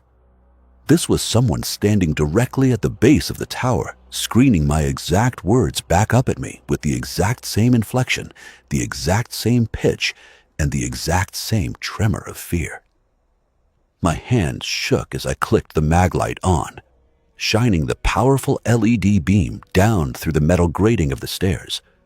The beam cut through the fog, illuminating a small patch of ground 60 feet below. Standing at the base of the stairs, gripping the metal railing of the 1st flight, was a figure. It wore a yellow deck rain slicker. It was tall. Too tall. Its proportions were horribly wrong. The arms that gripped the railing stretched down past its knees, the joints knobby and swollen. But the worst part was the head. It was tilted upward, staring directly into the beam of my flashlight. It had no face. Where eyes, a nose, and a mouth should have been, There was just a smooth, pale expanse of skin pulled tight over a skull that looked uncomfortably human. As the light hit it, the creature didn't flinch. Instead, the smooth skin of its lower face tore open, revealing a vertical, jagged slit lined with what looked like shattered glass. From that raw, bleeding slit, the voice of my dead partner Tommy erupted, impossibly loud and echoing with that cavernous wetness. "Aloysius, I can't breathe, man. It's coming down." It grabbed the railing of the second flight of stairs and began to climb. It didn't walk up the steps, it pulled itself up, its long, multi-jointed limbs moving with the scuttling, jerky fluidity of a massive spider. Metal shrieked as its weight hit the stairs. Clang, clang, clang. It was coming up the tower, fast. Panic, raw and primal, overrode my senses. I scrambled backward, lunging through the trapdoor and slamming it shut behind me. I threw the heavy iron deadbolt into place just as the metal stairs outside the cab vibrated violently. I backed into the center of the tiny room, raising the flare gun, my breath coming in ragged, terrified gasps. Something massive and heavy landed on the metal grating of the catwalk just outside the glass windows. A long, pale hand with too many joints slapped against the glass, leaving a smear of thick black grease. Then a heavy, rhythmic tapping began on the reinforced glass. Tap, tap, tap. Blackwood Tower to Tupper Base, the creature whispered from the other side of the glass, perfectly mimicking my radio check-in voice. All clear on the ridge. The sound vibrated through the half-inch thick, storm-rated glass of the cab. That glass was engineered to withstand hurricane-force winds, brutal blizzards, and the punishing extremes of an Adirondack winter. Yet, under the measured, rhythmic tapping of those elongated, multi-jointed fingers, the pane actually creaked in its steel frame. I stood dead center in the 7-by-7-foot room, the heavy brass flare gun gripped in my trembling hands, aimed directly at the smear of black grease on the window. The creature was out there on the catwalk. I couldn't see it clearly through the bruised, purplish-black fog, but I could see its silhouette blocking out what little ambient light remained in the sky. It was hunched over, its massive frame folded in on itself to fit beneath the overhanging metal roof of the tower. "Blackwood Tower to Tupper Base," it whispered again. The voice was mine, but the cadence was sickeningly wrong. It sounded like an old cassette tape being played slightly too slow, the vowels stretched and distorted. "All clear on the ridge." "Get away," I screamed, the rawness of my own voice startling me. It sounded thin, fragile, and utterly powerless against the oppressive vastness of the wilderness. The tapping stopped. For a terrible, agonizing minute, there was nothing but the sound of my own ragged breathing and the blood rushing in my ears. I kept the flare gun raised, my finger resting lightly on the trigger. In the back of my mind, my firefighter training was screaming at me. Firing an incendiary flare inside a small enclosed metal box filled with a propane heater, maps, and a sleeping bag was a guaranteed death sentence. If the creature didn't kill me, the superheated phosphorus bouncing off the walls would. It was a suicide weapon. But as I stared at the silhouette outside, I realized I would gladly take the fire over whatever that thing was. Suddenly, the silhouette shifted. It dropped down, crawling on all fours along the metal grating of the catwalk. Scratch, click, drag. I tracked the sound as it circled the cab. The tower had windows on all four sides to provide a 360-degree view of the forest. Now that architectural feature was my worst enemy. I had no solid wall to back up against. I was a specimen in a glass jar, fully exposed, rotating slowly on my heels to keep the flare gun trained on the noise. Scratch, click, drag. It moved to the north window, then the east, then the south. Then it reached the heavy steel trapdoor that led down to the stairs. I watched in paralyzed horror as the heavy iron handle of the door began to jiggle.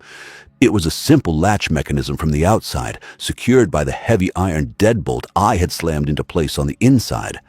The handle turned downward. The heavy metal latch clanked against the deadbolt. The creature pushed. The door groaned, but the deadbolt held. It pushed harder. The hinges screamed in protest. The entire steel structure of the tower seemed to sway slightly under the sudden immense pressure being applied to the door. "Hold," I prayed aloud to a god I hadn't spoken to since the roof collapsed on Hudson Street. "Please just hold." The pressure stopped. The handle snapped back into its resting position. Then the psychological torture truly began. The creature pressed what should have been its face against the glass of the trapdoor window. I couldn't see its features, just the pale, smooth expanse of taut skin and that jagged vertical slit of a mouth. "Elias." It wasn't my voice this time. It was Tommy. "Tommy, please. My legs are pinned. I can't feel my legs, El. The smoke is too thick. El, where are you? Don't leave me here." My knees buckled. I dropped to the cold linoleum floor, squeezing my eyes shut and pressing my free hand over my ear.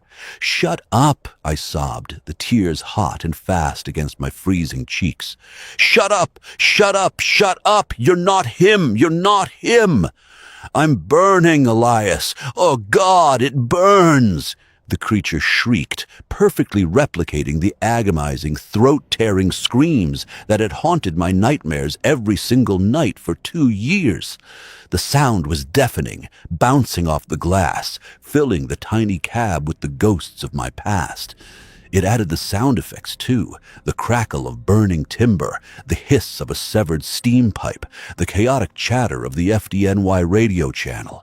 It was playing my trauma back to me like a macabre mixtape. I bit down on my lower lip so hard I tasted copper, using the physical pain to ground myself. "It's a hunting tactic," I told myself. "It's trying to make you break. It wants you to open the door. It wants you to run out in a blind panic." I don't know how long I sat there on the floor, shivering in the freezing dark as the creature subjected me to a relentless barrage of auditory horrors. After Tommy, it switched to Mac, the dispatcher, calmly stating that they had found my mangled body in the woods. Then it switched to the voice of a little girl crying for her mother. Then, worst of all, it began to emit a low, guttural, rhythmic clicking that sounded like a dozen bones cracking in unison. Eventually, exhausted by terror, my body betrayed me. I slipped into a semi-consciousness, a protective shutdown of a nervous system pushed entirely past its breaking point. When I snapped awake, the cab was flooded with a pale, anemic gray light. Morning had broken.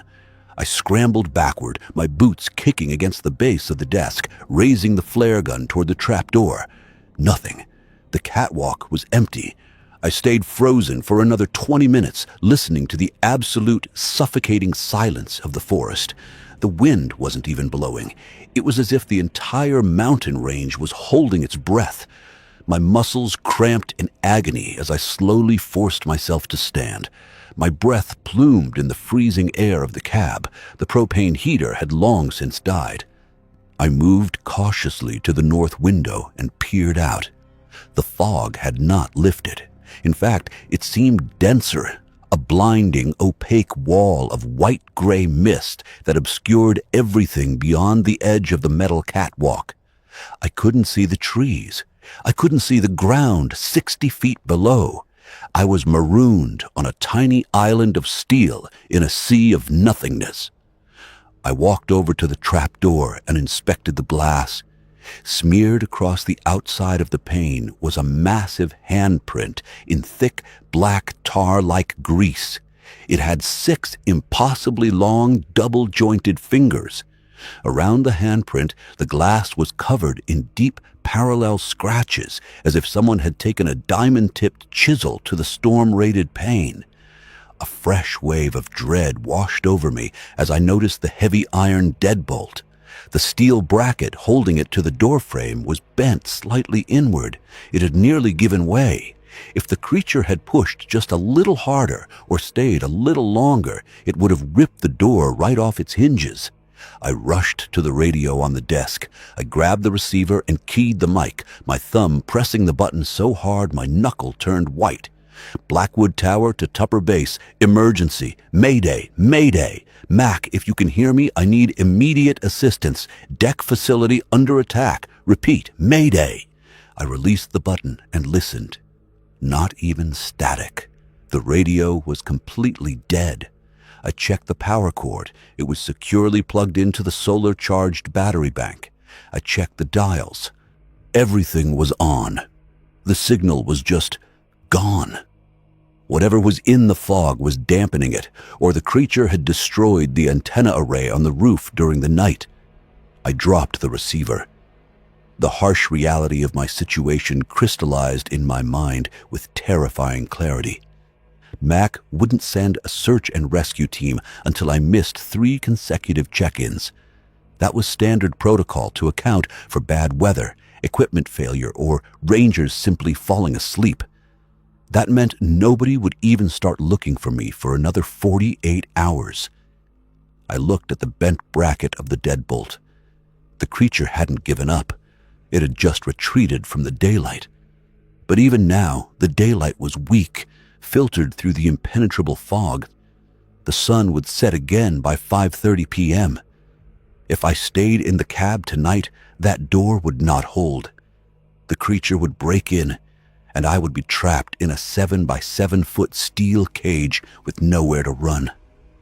I had to leave the tower. I rushed over to the metal footlocker beneath my cot. I threw it open, tossing aside old magazines and spare blankets until I found what I was looking for: a heavy, red-handled fire axe. It was an old, heavy-duty felling axe left behind by a previous ranger. I gripped the hickory handle, the familiar weight of the tool offering a tiny, fleeting shred of comfort. It wouldn't kill the creature. I had a sinking feeling that bullets wouldn't even kill that thing, but it might buy me a few seconds of distance. Next, I packed my go bag. I grabbed a rugged canvas backpack and began stuffing it with survival essentials. I packed 3 bottles of water, a dozen high-calorie protein bars, a first aid kit, a compass, waterproof matches, and a heavy wool blanket. I holstered the flare gun in my belt alongside the can of bear mace. I strapped the fire axe to the side of the backpack. I unrolled the topographical map of the Adirondacks on the desk. I was at the summit of Blackwood Ridge. The nearest paved road was 14 miles east, and I was too far to hike in this fog, especially with that thing hunting me. But 4 miles due north, at the base of the ridge, was the old Kessler logging camp. It had been abandoned since the 1970s, but it had solid, reinforced timber cabins, and more importantly, an old landline emergency phone box that connected directly to the county sheriff's office. If the lines hadn't rotted out, it was my best shot at calling in a rescue chopper. 4 miles, down the mountain, through the dense, unmarched timber in a blinding fog. It was a suicide run, but staying in the tower was a guaranteed execution. I strapped the backpack securely over my heavy fleece jacket, pulled a wool beanie tight over my head, and clicked on my mag light. I walked over to the trapdoor and placed my hand on the iron deadbolt. My heart hammered against my ribs like a trapped bird. Every instinct I possessed screamed at me to stay inside, to hide under the cot, to wait for rescue. Action over paralysis, my old FDNY captain used to say. You freeze in a fire, you die in a fire. You keep moving. I threw the deadbolt back. The metallic clack echoed loudly in the small room. I pushed the heavy door open and stepped out onto the catwalk. The freezing fog instantly clung to my clothes, dampening my face. I looked over the railing. The metal stairs descended into the gray void, disappearing completely after the second flight. I gripped the railing with my left hand, the heavy mag light in my right, and began my descent. My boots clanged loudly against the metal grating. Clang, clang, clang. With every step, I felt like I was ringing a dinner bell for whatever was lurking in the woods below. I swept the flashlight beam back and forth, but it only penetrated about 10 feet before hitting the wall of mist. 60 feet. 5 flights of stairs. I reached the first landing, then the second. I was 30 feet in the air. The temperature seemed to drop drastically the lower I went. The smell of copper and rotting meat grew stronger, making my stomach churn. I reached the 4th landing. The ground was just 10 feet below me now, but I still couldn't see the forest floor. The fog was impossibly thick here, swirling in lazy, unnatural currents around the steel legs of the tower. I took a deep breath, tightening my grip on the flashlight, and stepped down the final flight of stairs. My boots hit the soft, pine needle-covered earth at the base of the tower. I spun around in a full circle, sweeping the flashlight beam through the fog. Trunks of massive pine trees loomed out of the mist like dark, silent watchers. Nothing moved. I let out a slow, shaky breath. I had made it to the ground. I turned around to take one last look at the metal stairwell, to orient my compass needle north. But as the beam of my flashlight hit the base of the stairwell, I froze. Sitting perfectly centered on the bottom metal step was an object. It hadn't been there when I looked down from the catwalk last night. It had been placed there deliberately. I stepped closer, aiming the light directly at it. It was a bright yellow, heavy-duty firefighter's helmet. The visor was melted, the carbon fiber shell blackened and scored by intense heat. On the front leather shield, partially obscured by soot, were the numbers of my old Brooklyn ladder company. It was Tommy's helmet, the one that had been buried under tons of burning rubble 2 years ago, the one they had never recovered from the ashes. Tucked neatly beneath the brim of the melted helmet was a single, fresh, bleeding deer heart. A low, wet, clicking sound echoed from the fog directly behind me. The clicking was wet and rhythmic, sounding like heavy porcelain marbles grinding together in a jar of thick mud. It was coming from less than 10 feet behind me. I didn't turn around gracefully.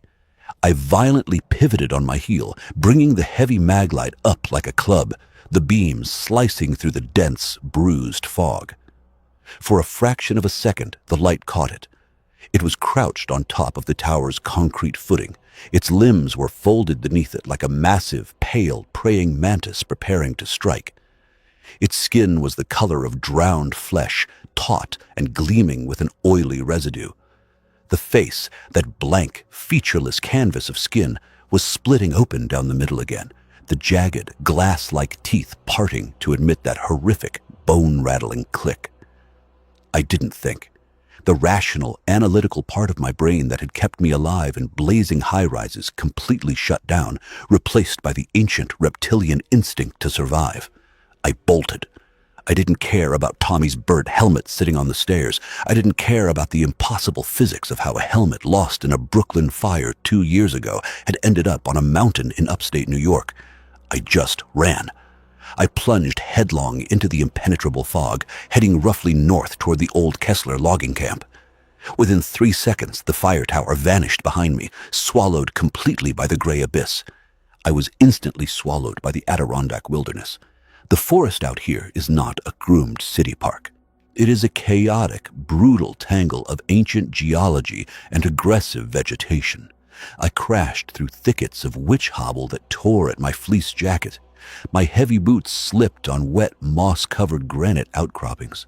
The fog was so dense that my flashlight beam bounced right back at me, creating a blinding halo of white light that only allowed me to see 3 or 4 feet ahead. I was running blind. Behind me, the clicking stopped. It was replaced by a sound that made my lungs seize with terror. It was the sound of heavy, rapid thuds striking the earth, accompanied by the snapping of thick branches. It wasn't running like a man. It was moving with a terrifying, scuttling, quadrupedal rhythm, like an enormous arachnid tearing through the underbrush. Thud, snap, thud, snap, thud, snap. It was gaining on me, effortlessly. "Help!" I screamed, a useless, pathetic sound that was instantly absorbed by the fog. I risked a glance over my shoulder, the flashlight beam sweeping wildly across the trees. Nothing but swirling gray mist. But when I turned my head back around, my foot caught on an exposed, moss-slicked root. I went airborne, pitching forward into the darkness. I hit the ground hard, my shoulder slamming into the damp earth, the heavy canvas backpack driving the wind out of my lungs with a sickening whoosh. The maglite flew from my grip, rolling a few feet away and coming to rest against a rotting log, its beam pointing uselessly into a cluster of ferns. I scrambled to my hands and knees, gasping for air that felt like swallowed glass. I reached frantically for the flashlight. Thud, snap. The heavy footsteps stopped. The forest plunged back into that suffocating, unnatural silence. I grabbed the flashlight and killed the beam, plunging myself into absolute darkness. If it was tracking me by sight, the light was a beacon. I pressed my back against the damp, decaying bark of a massive hemlock tree and held my breath. My heart was hammering so violently against my rib cage that I was terrified the creature could hear the thumping. A minute passed, then two. The freezing fog clung to my sweat-drenched face.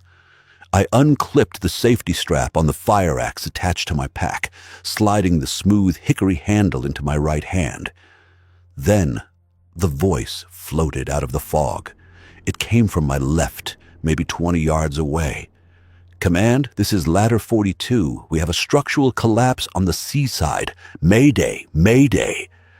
I squeezed my eyes shut, biting my tongue until I tasted blood. It was a perfect, flawless recreation of the radio traffic from the Hudson Street fire. It had the static, the background roar of the flames, the sheer panic in the battalion chief's voice. The creature was walking a slow circle around my position. I could hear the subtle, damp squelch of its elongated feet pressing into the mud. "Elias?" The voice shifted. It was Tommy again. It was coming from my right now. How had it moved so fast without making a sound? "Elias, it's so dark under here. Why did you leave me, man? You promised we'd ride out together. You promised, El." "You're not real," I whispered, my voice trembling so hard I could barely form the words. "You're a mimic. You're just a goddamn animal."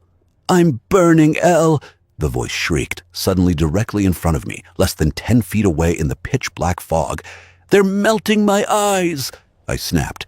I clicked the maglite on, shining the blinding beam directly at the source of the scream, bringing the fire axe up in a two-handed grip. The beam cut through the mist. There was nothing there, just empty woods and swirling fog. A low, guttural chuckle echoed from the canopy high above my head. It was a wet, gurgling sound that sounded like lungs filling with blood. It was playing with me. It was a cat batting around a crippled mouse before the kill. It fed on the fear just as much as the flesh. "Action over paralysis," I muttered to myself, repeating the mantra like a prayer. I couldn't stay here. I pulled my compass from my jacket pocket, holding it flat in my palm. The needle spun wildly for a second before settling. North. I needed to keep heading north to the old Kessler logging camp. I pushed off the tree, moving at a brisk, tactical walk now instead of a blind sprint. I kept the flashlight aimed low, just enough to see the ground immediately in front of my boots. I kept the axe raised, the cold steel head resting near my shoulder, ready to swing. The terrain grew harsher. The ground began to slope downward, leading me into a depression between two ridges. The air here was even colder, the fog so thick it felt like physical resistance against my body. After 30 minutes of agonizing, paranoid trekking, I hit a massive obstacle, a blowdown. In the Adirondacks, when a microburst or a severe winter storm rolls through a valley, it can snap mature pine trees like toothpicks. They fall over one another in chaotic, tangled piles that can stretch for acres. To a hiker, a blowdown is a nightmare. It's a 20-foot-high maze of jagged, broken timber, exposed root systems, and dead branches. The blowdown blocking my path was massive. I swept the light left and right. There was no end in sight. Going around it could take hours, and I didn't have hours. I had to go through it. I strapped the flashlight to the shoulder harness of my backpack, illuminating the area directly in front of my chest, and slung the axe back onto its loop. I needed both hands to climb. I stepped up onto the trunk of a fallen spruce, my boots slipping slightly on the damp bark. I began to navigate the wooden labyrinth, stepping from log to log, ducking under massive splintered branches, and pulling myself over tree trunks the size of parked cars. It was exhausting, brutal work. Within 10 minutes, my legs were burning and my hands were scraped raw from the rough bark. And then I smelled it again. Copper, old blood, rotting meat. The stench hit me like a physical blow, so potent it made my eyes water and my stomach heave. I stopped balancing on a massive, mossy log about 10 feet off the forest floor. I unhooked the flashlight and shined it around. The trees in the center of the blowdown weren't just knocked over by the wind. They had been manipulated. Massive, heavy timber had been dragged and stacked to create a hollow cavity in the center of the deadfall. It was a nest. I shined the light down into the hollowed-out center. The floor of the nest was lined with animal bones, hundreds of them. Deer skulls, shattered femurs, ribs snapped in half to extract the marrow. But as the beam swept across the grim collection, it caught on things that definitely didn't belong to animals. A shredded, faded nylon backpack, a rusted Coleman camp stove, a severely tarnished silver pocket watch, and half buried under a pile of pine needles, the unmistakable shape of a human skull, its jawbone missing. This thing hadn't just appeared. It had been hunting in the Blackwood Ridge sector for decades. It was the reason the deep woods always felt so empty. It was the apex predator, and I had just walked directly into its larder. A sharp scrape of wood above me snapped my attention upward. I raised the beam. It was perched on a massive suspended pine trunk directly above my head, looking down at me. In the direct light, I finally saw the full, horrifying extent of its anatomy. It was impossibly lean, its skin stretched so tight over its ribs that it looked skeletal. Its arms and legs had an extra joint, bending in sickening backward angles that allowed it to cling to the underside of the log like an insect. The slit on its face tore open. It didn't mimic Tommy this time. It mimicked me. "Emergency! Mayday! Mayday! Mayday!" It shrieked in my own terrified voice, the sound dripping with malicious mockery. It dropped. It didn't jump. It simply detached itself from the log, plummeting the 15 feet toward me, its limbs outstretched, long talons gleaming in the flashlight beam. Reflex took over. I threw my body backward, falling off the log I had been balancing on. I plummeted 8 feet, crashing through a web of dead branches before slamming hard onto the muddy forest floor. The creature landed on the log exactly where I had been standing a split second before. The heavy timber groaned under its weight. It immediately spun around, its featureless head snapping down toward me, preparing to leap again. I scrambled backward in the mud, my hand frantically grabbing the canister of bear mace from my belt. I ripped the safety tab off with my thumb. As the creature launched itself off the log, diving straight from my chest, I brought the canister up and held down the trigger. A thick orange cloud of highly concentrated capsaicin erupted from the nozzle, catching the creature perfectly in midair. It slammed into me, but the momentum was off. Its long, pale limbs thrashed wildly. Without eyes or a conventional respiratory system, I hadn't known if the mace would even affect it, but the chemical agent must have seeped into the raw, wet tissue of its mouth and the pores of its skin. The creature let out a deafening, unearthly screech that sounded like tearing metal. It scrambled off me, thrashing blindly in the mud, its long hands tearing at its own featureless face as the pepper spray burned it. I didn't stick around to watch. I grabbed my axe, scrambled to my feet, and clawed my way out of the blowdown. I didn't care about the noise anymore. I broke branches, ripped through thorns, and hauled myself over logs with a frenzied, desperate strength I didn't know I possessed. I burst out of the deadfall maze and hit the open forest floor running. My left arm was throbbing where the creature had grazed me, the heavy canvas of my jacket torn to ribbons, but I was alive. I had wounded it, I had angered it, and I still had 2 miles to go before I reached the logging camp.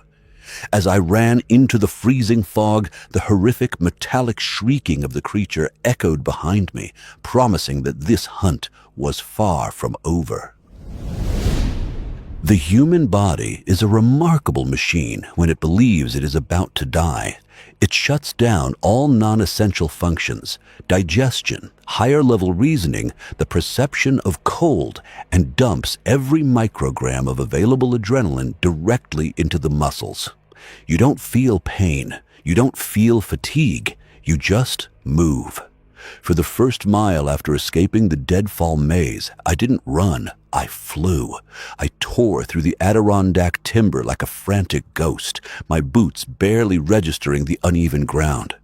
My lungs burned with the icy air, and the ragged tear on my left bicep bled freely, soaking the sleeve of my fleece jacket with hot, sticky warmth. But I didn't stop. I couldn't. Behind me, the horrific metallic shrieking of the blinded creature had eventually faded, swallowed by the dense, suffocating fog and the miles of ancient pine. But the silence that followed was worse. The silence meant it was tracking me again. It was angry now. I had taken away its element of surprise, burned its unholy flesh with chemical fire, and denied it a kill. It wasn't just hunting for sustenance anymore, it was hunting for retribution. By the time I reached the 2-mile mark, the adrenaline dump began to wear off, leaving behind a profound, bone-deep exhaustion. The terrain had flattened out, transitioning from the steep, rocky incline of Blackwood Ridge to a marshy, waterlogged basin. Every step became a struggle against the sucking mud. The fog here was stagnant, hovering just above the ground like a toxic miasma, carrying the sharp scent of decaying peat and stagnant water. My breath came in ragged, wheezing gasps. I unholstered my maglite, my hands shaking so violently I nearly dropped it into the muck. I clicked it on. The beam illuminated a landscape of skeletal, drowned birch trees and thick patches of cattails. "Come on, Elias," I croaked, the sound of my own voice startling me. "Keep moving. Action over paralysis. Do not freeze." I checked my compass. The needle wavered but pointed steadily ahead. The old Kessler logging camp had to be close. It had been built in the basin near the river to easily transport timber. I slogged forward for another 20 minutes, every muscle fiber in my legs screaming in protest. The cold was finally beginning to penetrate my sweat-soaked clothes, the initial stages of hypothermia gnawing at my extremities.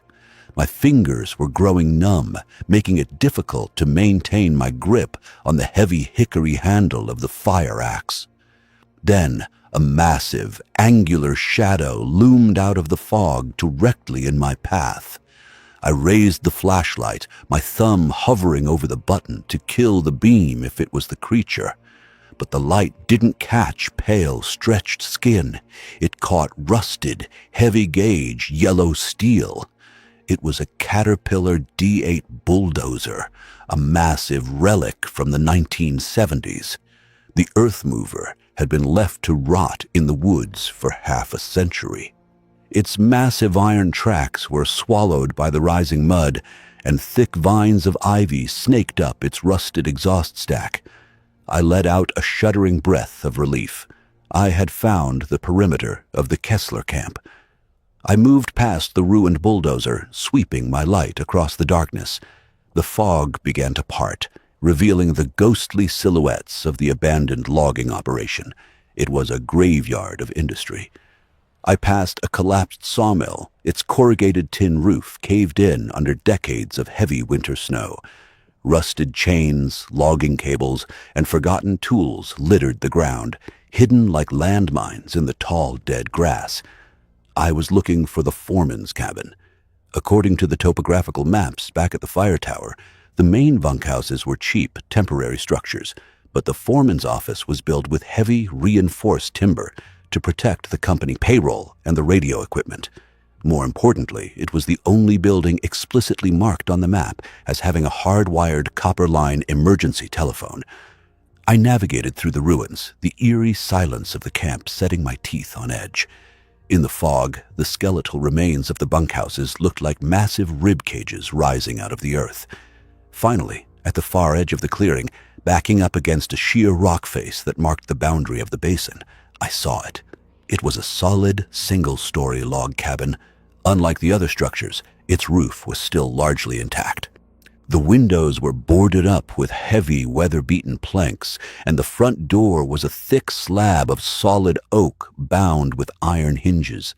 I rushed toward it, my boots splashing through deep puddles. I grabbed the iron handle of the door and pulled. It didn't budge. The wood had swollen from 50 years of moisture, effectively sealing the door into its frame. I glanced nervously over my shoulder. The fog was an impenetrable wall of gray. I couldn't see the creature, but I could feel that heavy, oppressive sensation of being watched. The hairs on my arms stood on end. The air pressure seemed to drop, making my ears pop. It was here. It had caught up. Panic surged, supplying one last desperate hit of adrenaline. I hefted the fire axe, squared my stance, and swung the heavy steel wedge directly at the gap between the door and the frame, right near the lock. Crack! The sound of splintering wood echoed like a gunshot through the silent camp. I wrenched the axe free and swung again, putting the full weight of my upper body into the strike. Crack! The iron latch tore through the rotting door jamb. I kicked the heavy oak door with the bottom of my boot, and it violently gave way, swinging inward with a screech of rusted hinges. I threw myself inside, landing hard on the dusty wooden floorboards. I immediately scrambled up, grabbed the door, and slammed it shut behind me. The interior of the cabin was pitch black and smelled overwhelmingly of dry rot, mouse droppings, and stale trapped air. But it was dry, and it was solid. I shined my flashlight around frantically, looking for a way to secure the door. The latch was destroyed. Against the far wall sat an enormous, heavy steel filing cabinet, rusted shut. I holstered my flashlight, shoved my axe into my belt, and threw my weight against the cabinet.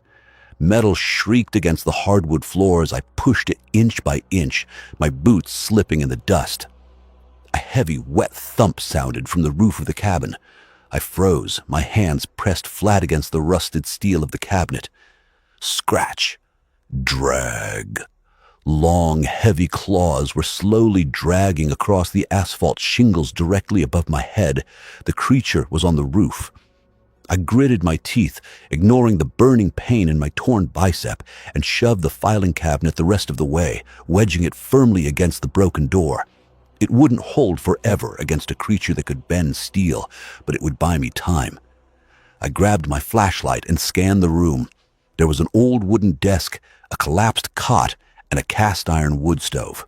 And there, mounted on the wall next to the desk, was a dull gray metal box with the faded Bell System logo stenciled on the front, the emergency phone. I practically lunged across the room, tearing the heavy metal latch open. Inside sat a heavy, black, rotary dial handset resting on a metal cradle. A thick, rubber-coated wire snaked out from the bottom of the box, running up the wall and disappearing through a small hole drilled into the ceiling locks. My hands shook so badly I fumbled the handset twice before gripping it tightly and pressing the heavy earpiece to the side of my head. I closed my eyes, praying with every fiber of my being.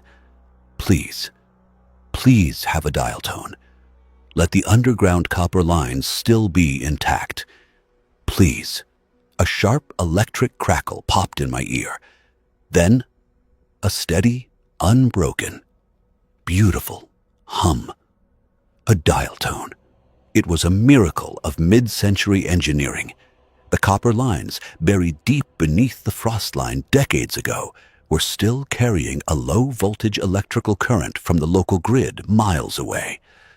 I jammed my trembling finger into the rotary dial. 9. Let it spin back.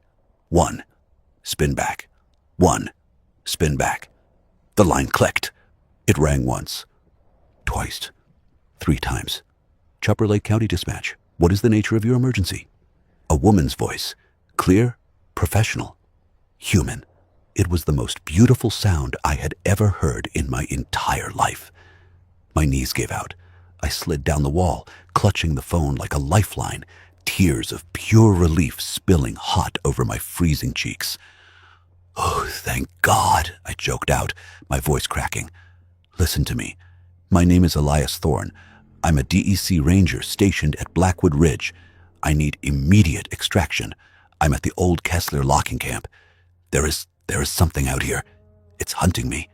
I'm injured, and I'm trapped. Okay, Elias, the dispatcher said, her voice remaining perfectly calm. I have your location on the old DEC grid.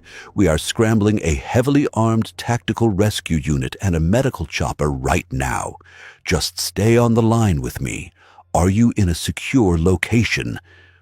I'm in the foreman's cabin, I said, gasping for air, the terror finally beginning to release its vice grip on my chest. I barricaded the door.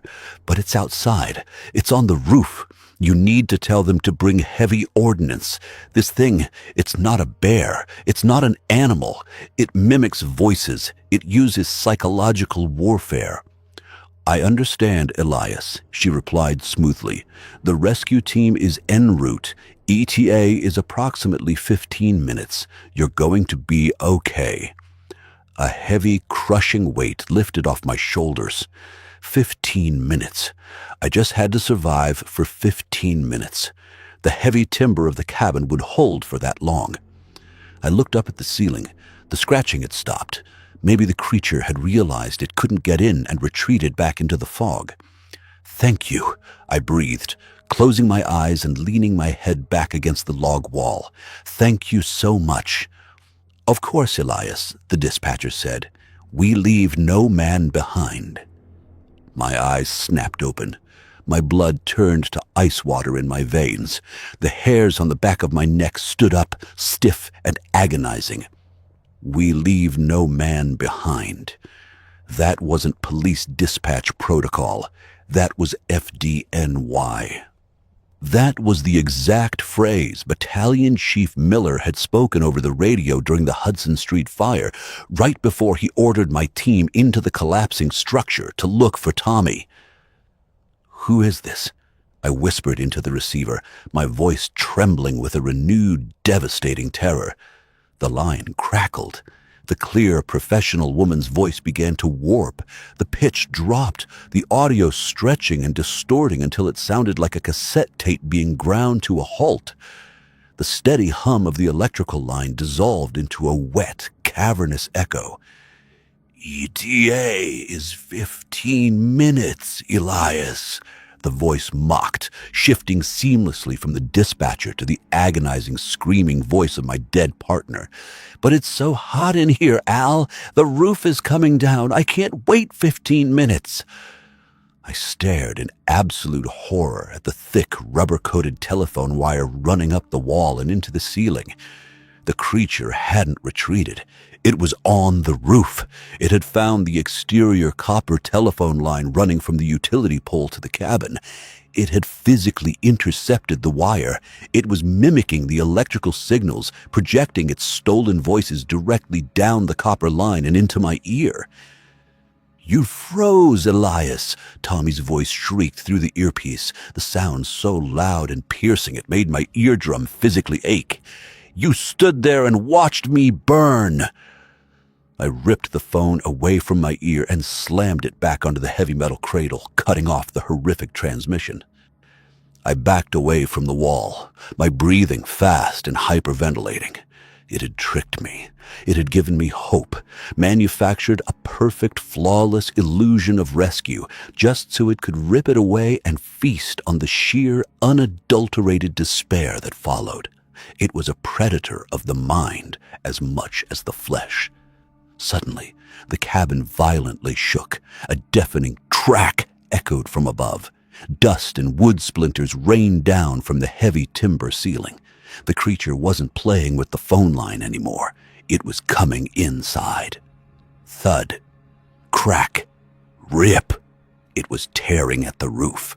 The sound of heavy cedar shingles and rotting plywood being ripped away by brute force filled the small space.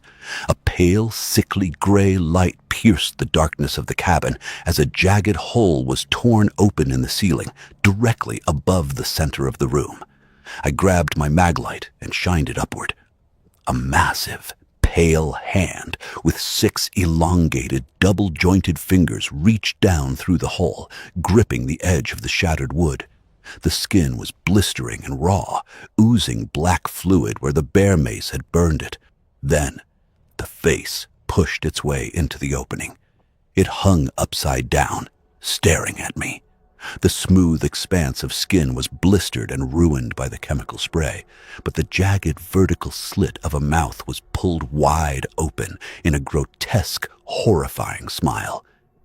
"Action over paralysis," it whispered, using my own terrified, ragged voice from the woods. It began to squeeze its massive, spider-like shoulders through the breach in the roof. I didn't have 15 minutes. I didn't have a rescue chopper. I had a ruined logging cabin, a blocked door, and nowhere left to run. I dropped the flashlight. It hit the floorboards, its beam rolling and pointing toward the heavy cast-iron wood stove in the corner. I drew the flare gun from my belt with my left hand and gripped the hickory handle of the fire axe tightly with my right. I planted my boots firmly on the dusty floorboards, looking up at the nightmare pouring through the ceiling. I wasn't a ranger anymore. I wasn't prey. For the first time in 2 years, the paralyzing guilt and the fear burned away, replaced by a cold, furious, uniquely human rage. I was a New York City firefighter, and if this thing wanted to play with fire, I was going to burn this whole goddamn cabin to the ground with both of us inside it. "Come on down, you son of a bitch," I roared, raising the flare gun and aiming it directly at the creature's gaping, glass-toothed maw. "Let's see how you mimic this." There is a fundamental truth about fire that every veteran of the FDNY knows in their bones. Fire is not just a chemical reaction. It is a living, breathing entity. It consumes oxygen, it actively seeks out fuel, and it possesses a ravenous, undeniable will to survive. When you face a fire, you are not fighting an element. You are fighting a predator. For 2 years, I had run from that predator, haunted by the memory of its roar as it brought the roof of the Hudson Street warehouse down on my best friend. But as I stood in the center of that ruined logging cabin, staring up at the impossible nightmare biology of the creature squeezing through the ceiling, I realized something. I wasn't trapped with the predator anymore. I was the predator. I didn't hesitate. I didn't let the paralyzing weight of my survivor's guilt anchor my arms. I leveled the heavy brass barrel of the flare gun directly at the creature's gaping, jagged maw, pulled back the hammer with my thumb, and squeezed the trigger. The recoil snapped my wrist back with a sharp crack. A blinding, magnesium-white streak of superheated phosphorus erupted from the barrel. In the cramped, pitch-black space of the cabin, the light was absolute and devastating, searing silhouettes into the retinas of my eyes. The flare struck the creature dead center in its featureless face, right above the vertical slit of its mouth. A standard emergency flare burns at nearly 3,000 degrees Fahrenheit. It doesn't just singe, it melts, it bores, and it consumes. the sound the creature made was not human. It wasn't the stolen voice of Tommy or Mac the dispatcher or the crying little girl.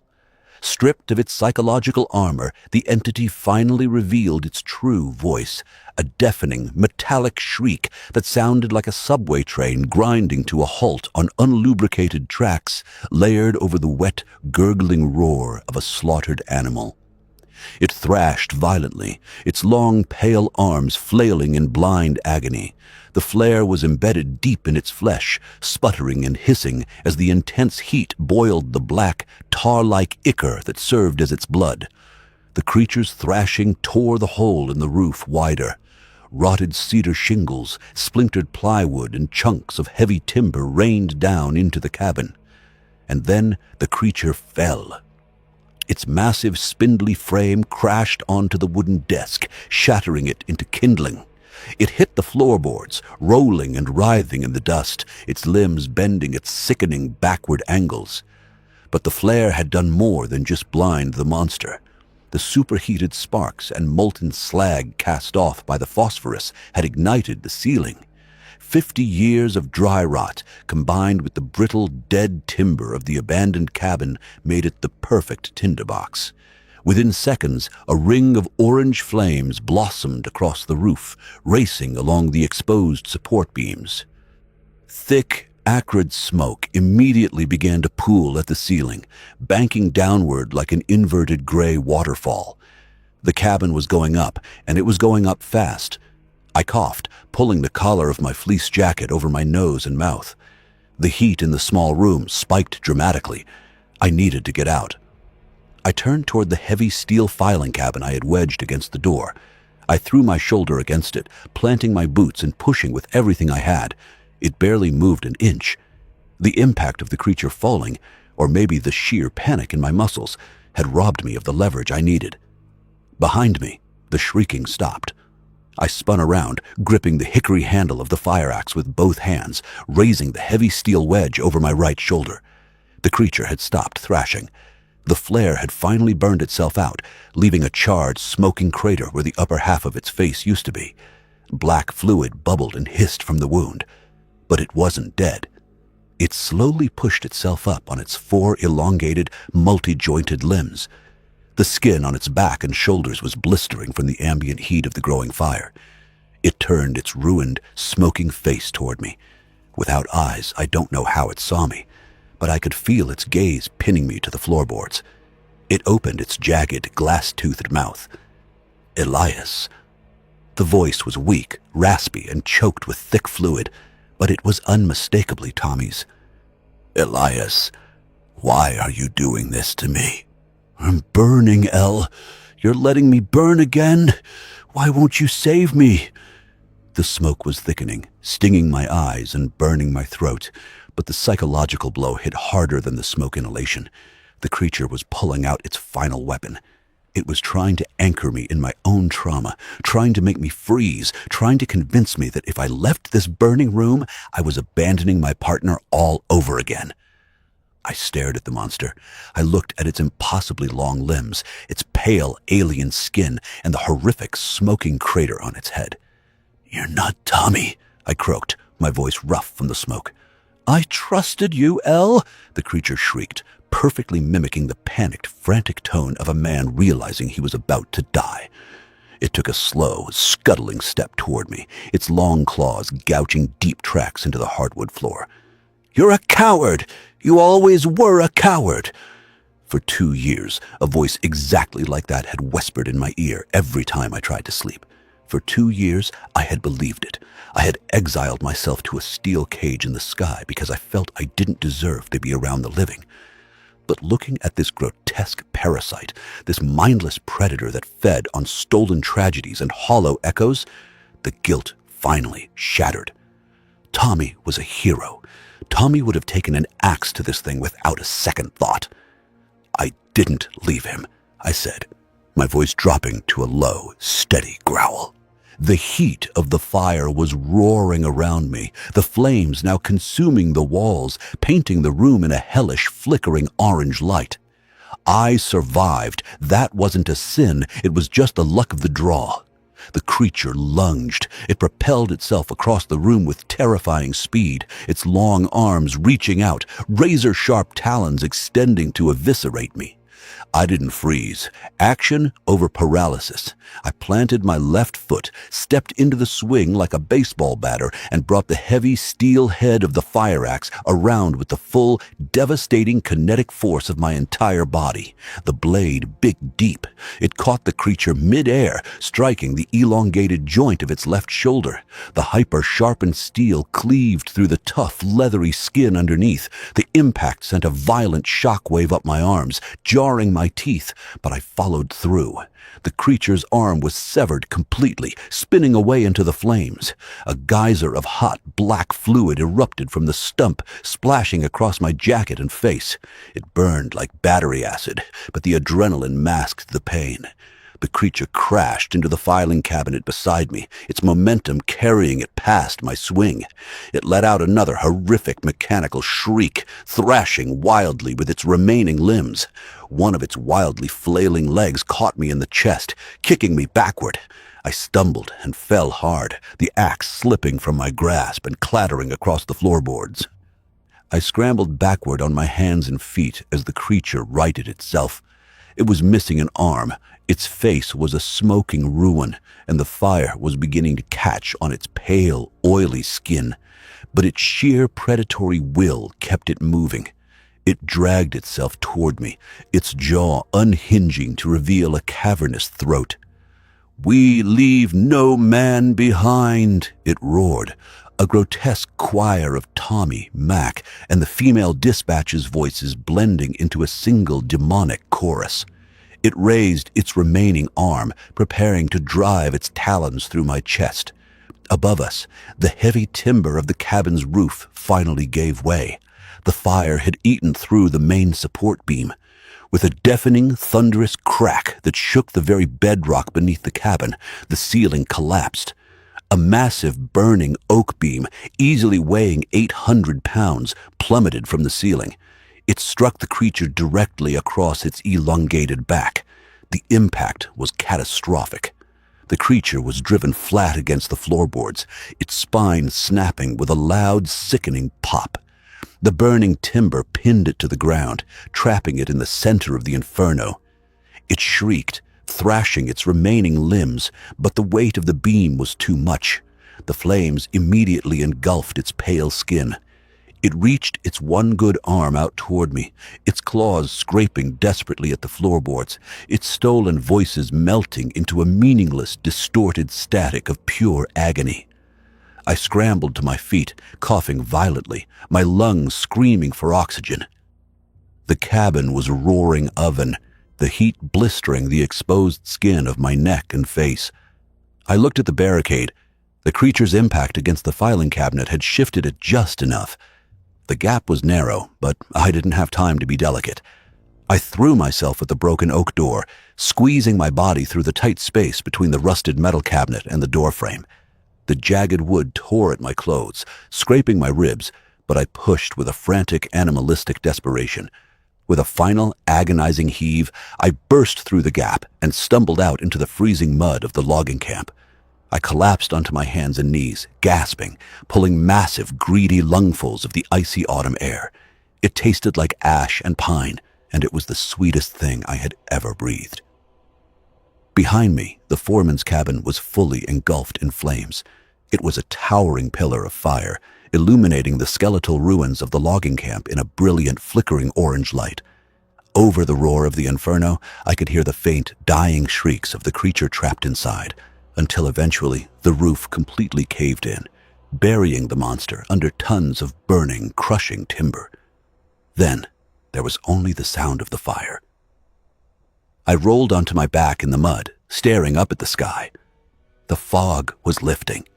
The intense heat of the fire, combined with the shifting morning currents, was finally burning away the dense, purplish mist that had imprisoned me. High above, through the thinning canopy of gray, I saw the pale, bruised light of dawn breaking over the Adirondacks.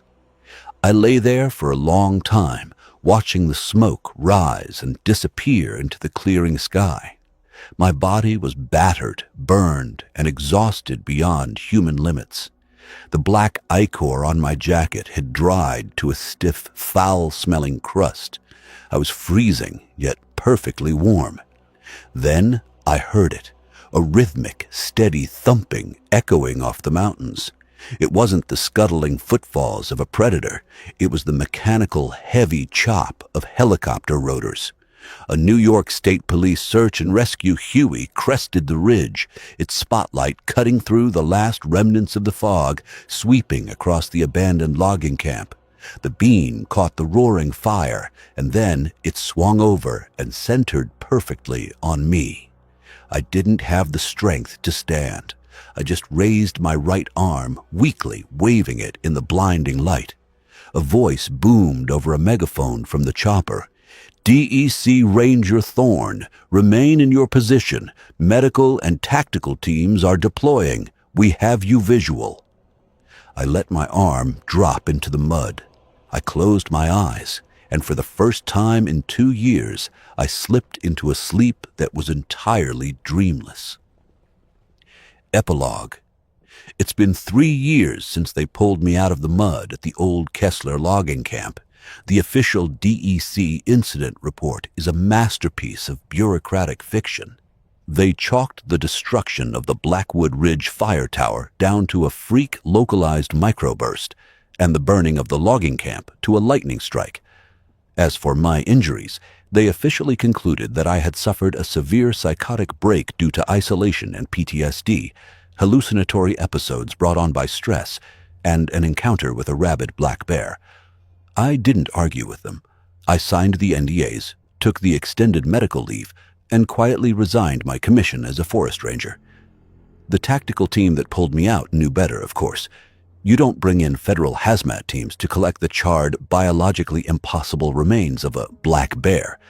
But out here, in the vastness of the American wilderness, people know how to keep their mouths shut. I live in a small, quiet town in Vermont now. I teach fire safety at the local community college, and I volunteer at a veterans center, helping guys talk through their own ghosts. I still think about Tommy every day, but the memory of him isn't a weapon anymore. It doesn't paralyze me. I honor him by living the life he was robbed of, by carrying his memory forward instead of letting it anchor me to the past. The creature in the woods thought it could use my guilt to break me, but all it did was act as a crucible. It burned away the paralysis and left behind the will to survive. I don't hate the woods. I still respect the wild, untamed beauty of the American outdoors, but I understand it now. We like to think that we have conquered nature.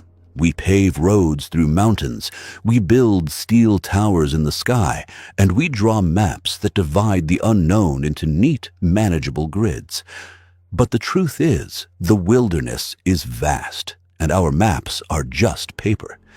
There are deep, ancient pockets of the world where the rules of biology and physics warp and bend. There are spaces between the trees where evolution took a different, darker path. These things, whether you call them wendigos, fleshgites, crawlers, or mimics, they are out there. They are the apex predators of a chain food we forgot existed. They prey on our isolation, our trauma, and our arrogant belief that we are alone at the top. So, if you ever find yourself deep in the backcountry, hiking the high peaks of the Adirondacks, camping in the dense timber of the Pacific Northwest, or simply walking a quiet trail as the sun begins to set, pay attention to the silence. If the birds suddenly stop singing, if the wind dies down to a dead, breathless calm, if the air suddenly smells like old copper and rotting meat, don't wait to see what's making the noise. And if you ever hear the voice of someone you love calling out to you from the deep, impenetrable fog, perfectly mimicking your deepest regrets, do not answer. Just turn around, keep your eyes on the trail, and run. Because out there in the deep woods, action is the only thing that separates the survivors from the missing.